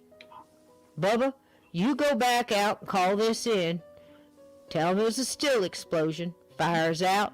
1 adult male. DOA. Make sure that woman knows there's no sign of the boy in here, and we are going to continue the search in through here. And tell Nan to bring in search and rescue team. Joe, you come with me, and let's see if this tunnel goes anywhere. Bring all the lights, fellas." Bubba was darn glad to leave and made his way back out the tunnel and did as he was instructed. Joan, George, and Mike jumped up as he exited the tunnel, and he filled them in as best he could. The rest of the men left the gruesome scene behind them as they made their way down the dark tunnel out the back of the cave. Dave whispered out, "Jacob? Rage?" Gotta stop it. So for those of you who don't realize, old Buck got his ear. He got his ear. He got back at old Skeet, and poor Skeet's a mess. He's no more. And Jacob's in the cave with a soul-sucking little ghost girl. Apparently. It's crazy. Where does this come from? There's something wrong with me. No, it's great, and this is a cliffhanger for sure if you're going to stop it here. I'm like, I can't. Oh, Yeah, I'm like, it's got about 15 minutes left. I just wanted to see if anybody had any questions, or you want to go get some hot water and tea or whatever. I'll give you, please feel comfortable to do so, because I know it's a long time. Okay. It's got about 15 more minutes, I think, and then it's done. Well, I don't want to miss anything. But old Buck got his ear. That's just, I was like, yes, and there he goes. And it was kind of like that Moby Dick ending with that whole obsession, back and forth thing with, and Dave and Joe got to see it, and and so did old Chuck. So that was kind of cool. One of my favorite parts. Here's old Tater. I love Tater. Yeah, me too.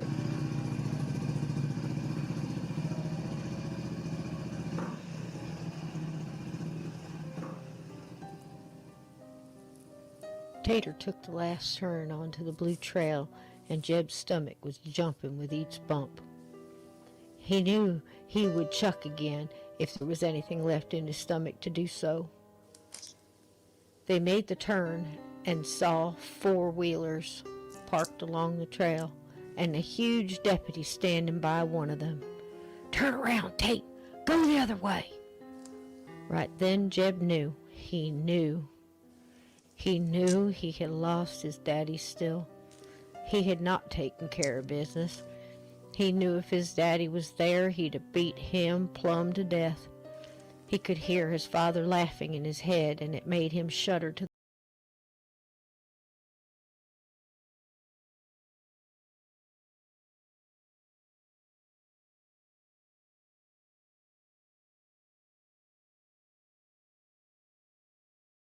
Na na na na na na na na.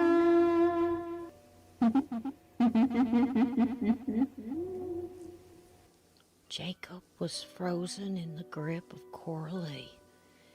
He could hear the other children still outside the tunnel chanting, "Come play with us. Come play with us, Jacob. Come play with us." Over and over, like it was a song. Jacob felt lightheaded and almost dreamy with fear all around the edges. And he was doing his own chanting inside his head. "Run, run, run." But his feet would not move. Coralie reached in to take another deep breath, and Jacob tried not to look. He squinted his eyes tight and begged his feet to move. He felt the air almost pull from him, like she was sucking the life right out of his body. Jacob reached down deep in his little mind and drew out a prayer. "Now I lay me down to sleep. I pray the Lord my soul to keep. If I should die before..." Coralie drew back and let out a hiss, and Jacob's eyes flew open, and he saw her look away from him. She still had him by one shoulder, but he could feel the ground beneath his feet again. Coralie was looking down the tunnel, and Jacob heard a blood-curdling growl.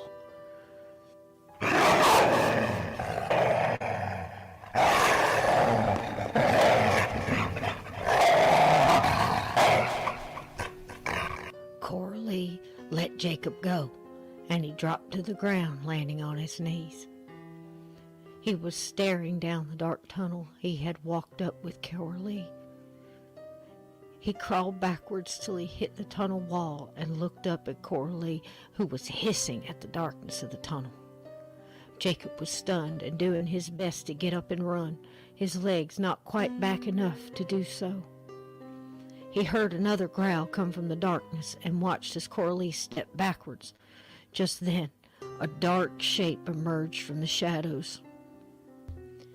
A huge black dog baring its teeth and moving forward with deliberate steps. The dog broke into a growling, barking mix that lit up the tunnel with echoing chaos and broke into a run straight for Coralie. Coralie retracted backwards, holding up her hands, and added her own scream to the echoing turbulence. The dog landed on Coralie, and in mid-fall backwards, she simply disappeared. Without seeming to notice, the black dog picked up its stride and began to growl again towards the opening in the cave.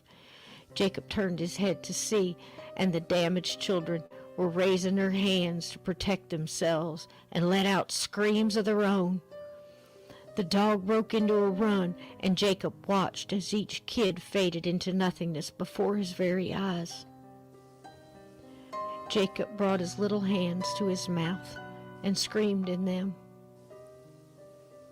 The dog stopped his running, more like trotted over now to where the children were, and sniffed the ground there, wagged his tail, and turned back toward Jacob, who was one complete shiver at this point, shaking to his very shoes. His mind was whirling at what he had just saw, and he was so scared. He wanted his mom for sure, and he had no idea where he was. The large black dog looked at Jacob, tipped his head to one side, and slowly walked toward Jacob. Little Jacob pushed himself against the wall, whispering, "No, no, no more, please, no more." And Rage walked slowly up to him, bowed his head a bit, and sniffed the air around Jacob, and his tail began to wag. And he gently nudged Jacob's leg with his nose and sat down in front of him. Jacob, realizing this dog had just saved him, whispered, "Thank you." Rage sat up and leaned in. Jacob winced back a little, and Rage licked his face, reached down and took a hold of Jacob's pants leg and pulled gently. Jacob came back just a little bit then. This was a good guide dog, he thought. And Jacob pulled himself up and steadied himself with one hand on the tunnel wall. And Rage reached in and pulled his pant leg again, walking backwards toward the tunnel exit. "Okay, boy, I can follow you. I'll follow you." Rage moved right next to Jacob, and together they walked toward the daylight.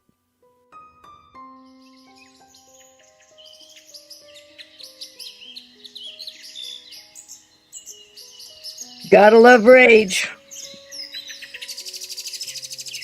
Beautiful dog, man. And this part's so emotional anyway.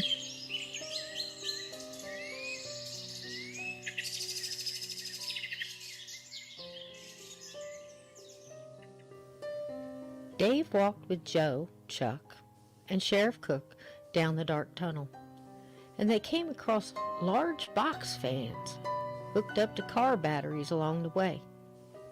One right by the cave exit had blown over, its back mashed in, but the fan kept going and scraping its sides of the casing in a screeching sound, and Joe reached down and yanked the wires off the battery, and it died with a thankful "They had quite the setup, didn't they?" Sheriff Cook said. "Sure did," Joe answered. "Probably been running Shine out of here for years," Chuck added. "Sure doesn't look good for us, does it, Parker?" "No, sir, it sure doesn't." "This had to open up soon if they were running an exhaust system here," Dave added. "Rage went in, trailing that boy up at the entrance at the main opening, and this feels like it's moving away from that." "This could lead anywhere, boys. Some of these tunnels go on for miles out here," Chuck noted. They turned the corner as Dave finished, and up ahead was a wash of daylight through tangled vines of kudzu. The men moved quickly towards it. They could see the light streaming through, and Sheriff nodded towards Joe, and Joe proceeded kicking out the entrance, and the men pulled at the vines until they were outside. Dave stepped out of the hole and looked around. They were off the side of the mountain, just barely on the edge of a cliff. and he looked down at a drop-off leading into the thick trees below. "Clever some bitches," Sheriff Bill said.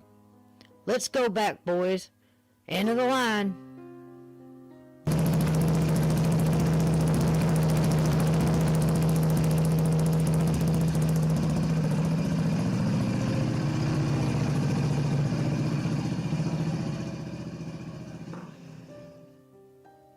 Jeb told Tater to take him around the other side of the trails toward the thick woods, and Tate knew. He'd get that truck and sneak out at dark and never come back here. He knew that old sheriff would get him this time. He was still mad he didn't get him for boosting cars back a couple years ago. "Caused me all kinds of worry," he said out loud. "What, Jeb? You okay?" Tate asked. "Just drive, Tate."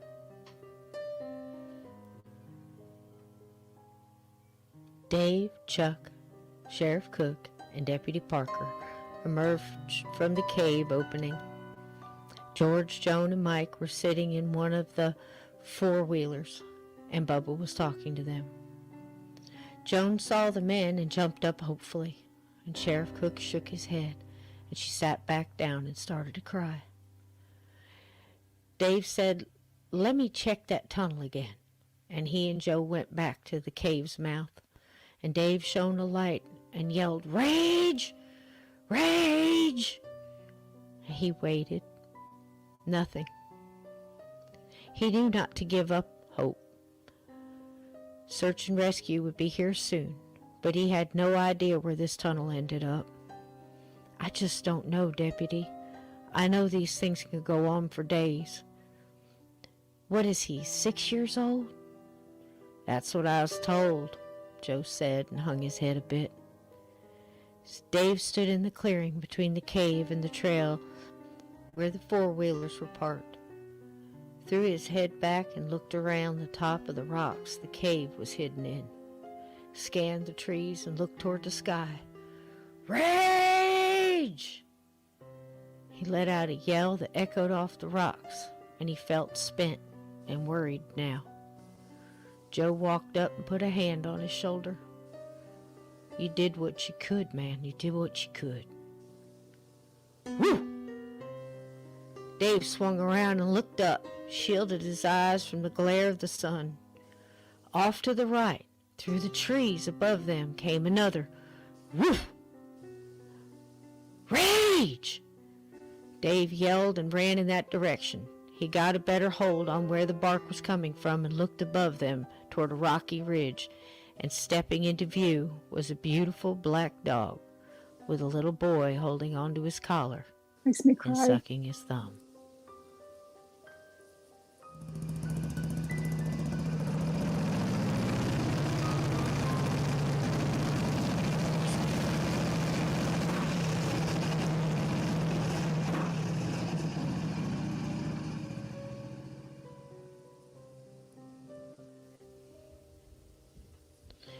Tater pulled over where Jeb had pointed. "Okay, Tate, I need you to go right back to that garage. Talk to nobody. Do you hear? We were never up here." Tate nodded, and Jeb slapped Tate's hat and knocked it down over his eyes. "I need you to focus, Tate. Do you understand?" Tate straightened his hat back.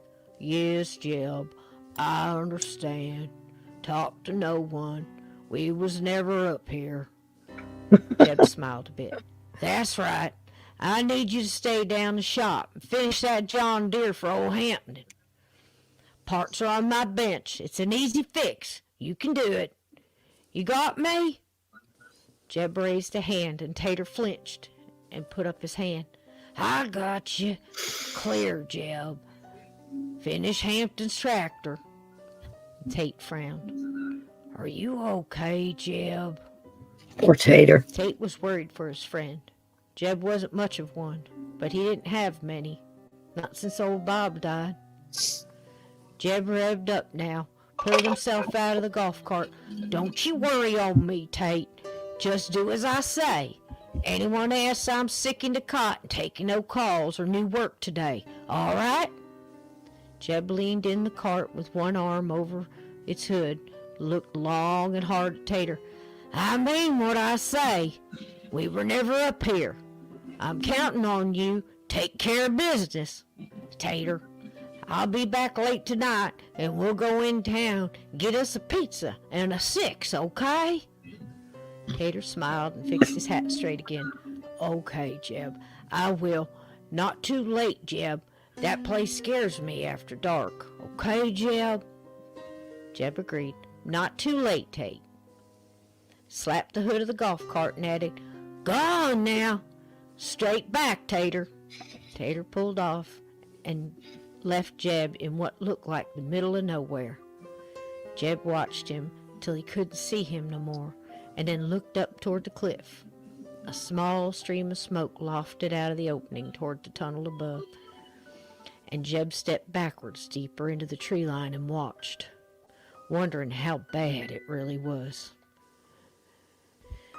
You know that good-for-nothing, worthless friend of your'n, Blue Old Sally. He wasn't taking care of business, and it's on you, you little shit. His father's voice came through loud and clear in Jeb's head. He crunched down further into the thicket of the wood line and looked upwards again at the back tunnel that came off the Stills Cave. Smoke that black had to be serious. Sally was gone, all right. Jeb reached up and took off his hat and held it to his chest. Oh, Sally, he said, almost tears in his voice. I should have never left you with old Skeet. It's all my fault. Just then he saw movement on the cliff by the tunnel's opening. Looked like somebody was kicking a covering down from the inside. Jeb huddled backwards again and pulled a leafy branch around in front and watched intently as deputy, looked like that Deputy Parker, and some tall guy he'd never seen, pushed out of the tunnel and stood there looking around. Oh no, there came Chuck McGee, and there's old Sheriff Bill Cook in his tan uniform and his big old cowboy hat. Jeb didn't move. He knew it was over now. He is done for. Sally. Poor thing. Skeet probably in cuffs Poor somewhere thing. by now. And all his girls he'd never see again. The cases of shine lost. Oh, Sally, oh, Sally. Jeb wanted to cry. Don't you flinch, you sissy boy. Don't you do it. I won't, Daddy, Jeb said this part out loud, squeezing and twisting his hat in his hands so hard he'd like to rip it in half.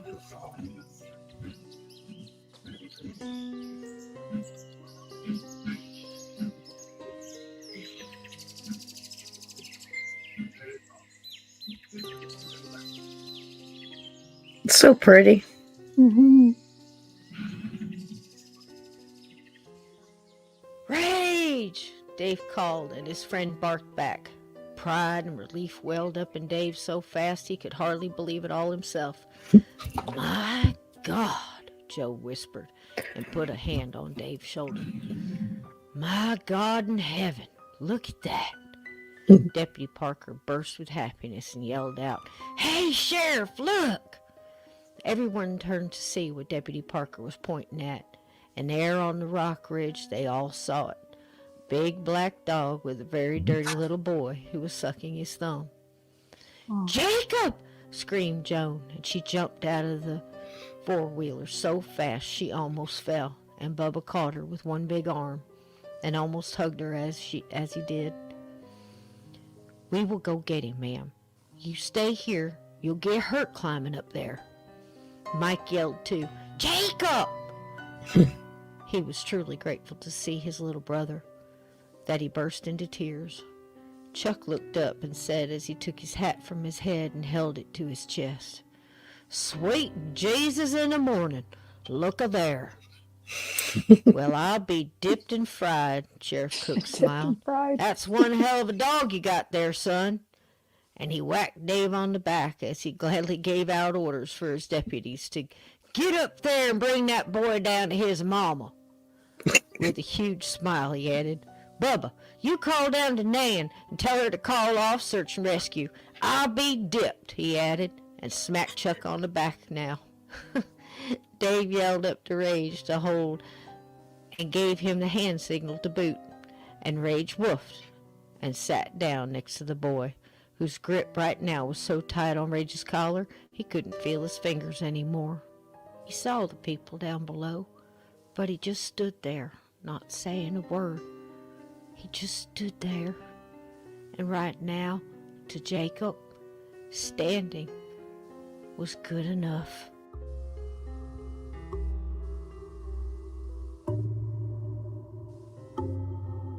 Love that sound effect.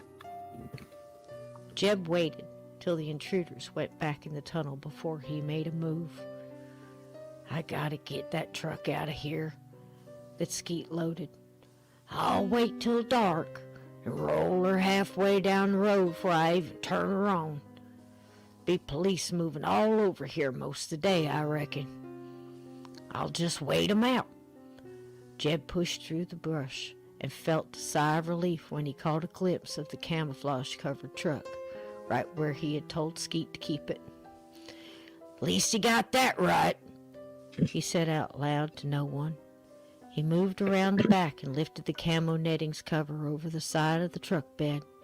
He could see the cases of shine lined up in their cases, and like dollar signs formed clear in his mind. Good man, Skeet.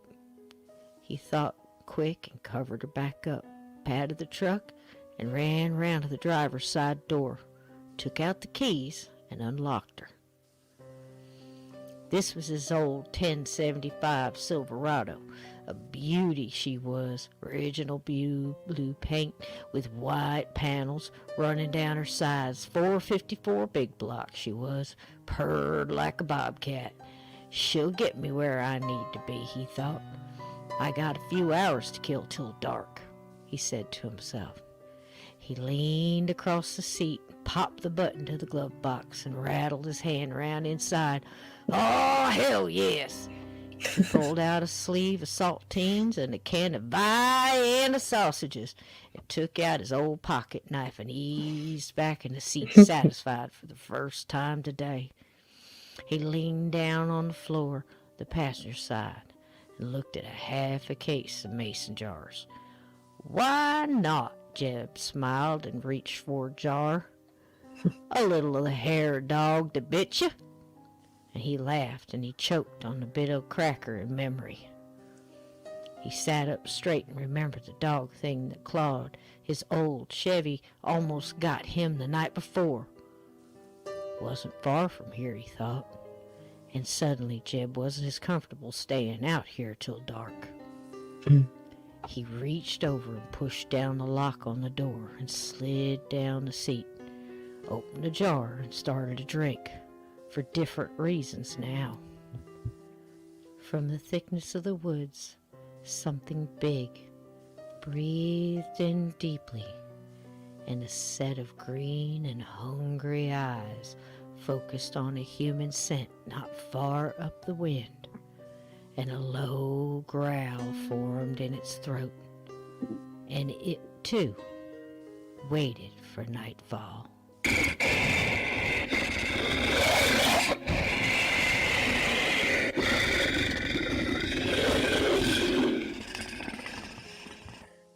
You have been listening to Part 4 of The Strange Case of Cabin 22, The Reckoning. The Reckoning. There you go, guys. Wow. Oh my gosh. I think I peed myself. No, I'm just kidding. Oh my That thing gosh. started growling. I'm like, oh my gosh, what is that? I didn't really pee myself, but you know what I mean. Larugaru. Larugaru. Larugaru. Yes. Yes. My darling, thank you so much for sitting through that. And Oh, for I everybody enjoyed it. that just heard it for the first time, you know, I'm so pleased. And it's wonderful every year. We always get, you know, the people that never heard it before, and it's like the first time, you know. It's Well, even if crazy. it's your second or third, it's amazing. It's An a amazing good little story. tale. Dipped It's and good. fried. Where did you come up with that? That was Half of funny. this stuff Dipped just and out of fried. nowhere.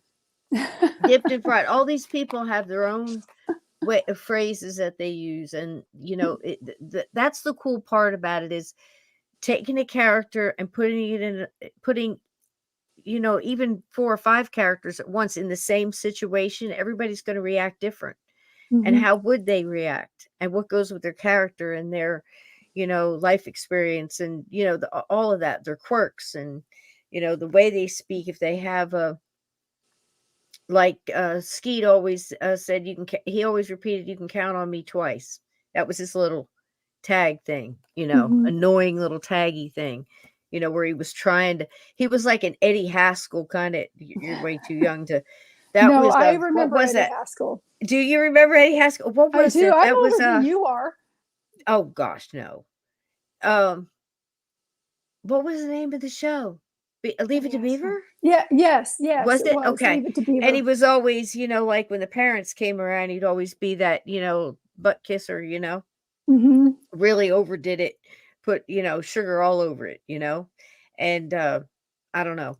It's just all just these different, he was kind of like that, and trying to slide in, you know, Skeet was crazy, and I'm hesitating because I'm remembering that his essence or whatever it was, whether it was a tulpa or there really was a spirit here that had something to say and maybe got involved in it, because you could almost hear him saying things like, you better fix that. I wouldn't say that. You could, yeah, and you go back and erase it and fix it. And, you know, uh, it, it just worked that way. It was kind of crazy. I don't know how to explain it. So I don't know what's more Halloween than that. I mean, it's gosh, you've I got know, everything. right? Plus, spirits help write the doggone story. So And you left it at one hell of a cliffhanger. they're both waiting for nightfall. Poor Jeb I lost can't wait. everything. He's got a truckload of hooch. He's got a truckload of hooch and a dream. Yeah, he's going to wait till the end of nightfall, and somewhere in mid, he's going to roll that truck down the mountain and go grab some things and head on out of Dodge. If He's he gets dipping. past that growling thing. Well, that and all the cops. I mean, there's Yes. cops everywhere. Cops on 4-wheelers, and you got sheriffs and deputies, and gosh, know what else he doesn't know. He just knows what he saw. He knows he lost Sally. You know, no sense in going back there. And if he does, he's going to go to jail. He's going to get pinched. So he's got to hide out and get out of there. We know Skeet's gone. Now they've found the gold watch in his wallet, and Sheriff Cook's got that. Don't you love Sheriff Cook? I do. Yeah, he's a good dude. He's a good. Oh, you're welcome, Scott. Thank you for sitting and listening to all this. But yeah, they're all good guys. Bubba, um, Joe, you're gonna love Joe, guys. You're gonna love Joe Parker. And Dave is hanging in there, isn't he? How surprised are you that he's search and rescue just happens? Mhm. They got lucky, and Rage is, you ain't seen nothing yet, guys, with Rage. He No. keeps on, the dog that keeps on giving, right, sweetheart? So Yes. listen, you're welcome to pop in anytime this week. You want to finish it up with me, I think come I'm on on with in. you tomorrow night, aren't I? I think you are, but I didn't want Yeah. to hold you to it because I know it's very tiring and you got a lot on your plate. So, and thank you guys, everybody, for listening. And Lynn can't see, so let me pop up the Scott Sife says, thank And you're you. going to want to definitely hear all of the parts of the story because there's a really, really cool twist at the end. Big time, big time. And Mm-hmm. I You hope don't you're want to miss enjoying it. it, Scott. I'm so glad, and this was a good chapter. And listen, there's actually 3 more, Mm-hmm. but part 6 is in 2 halves, and it's, I think those are 2 hours apiece. So the last part of this week, it's going to be a little bit longer, but that's just the way it got written. So Mm-hmm. thank And you guys. I'll be with you Sunday too. Oh, fantastic. This is great. Okay, let me find some something nice to play on the way out. Tell us where to find you, Lynn, for anybody who hasn't met you or Yeah. read your wonderful Omnipresent. Tell them where to find the books. www.lynnmonet.com. They can also be found on Amazon, but if you get them from me, you get them signed and personalized, and it makes the book even more valuable too. I have all of my books available on my website, and yeah, reach out to me. Also, I'm on Twitter. Well, it's called X now, and all of the other Facebook and the other places All to the other get a stuff, hold of all me. the Mhm. inner tubes and everything. Yep, and I'm hoping to get my podcast back up and running here pretty soon. That'd be I'm fabulous. looking for a producer. Uh-oh. We'll see. We'll see about that. And yeah, just so Sounds that good. I mean, not that there's anything wrong with the ones that I have. It's just that they're real busy, and It's hard to yeah, get a hold of, and like herding cats. I get it. Believe yeah, me. All right, guys. Thank you guys so much for being here. Thank you, Lynn Monet. Your opinion means so much, and I'm so glad you enjoyed this, I and loved it. that you're the number one thing I wanted to do was take people away on an adventure. You did. And no matter how many times I hear it, I think of that too. That's why I try to give over all the accolades to the spirits. I mean, those voices, I sound batshit crazy. Basically, you're listening to me, you're watching me, listen to me, talk to me in many different voices. And I thought about that halfway through, and I just started laughing because it's just so funny. It's such an odd thing, but it works, I guess. It I works hear great. something different every time too, guys. So thank you so much. See you tomorrow night, same bat time, same bat channel, 8 p.m. Eastern. We're gonna do chapter 5. Bring your Wow. popcorn and don't be late. And we're just getting started, folks. I Yeah. mean, we are just getting started. This train is just leaving the station. I promise you, Woohoo. right, Lynn? She Yes. knows. She knows. See you Yeah. tomorrow night, sweetheart. Love you. Be Love you. blessed. Be Good night, blessed. everybody. Good night, Bye-bye. everybody. Here we go. A little skeleton for Halloween. I love y'all.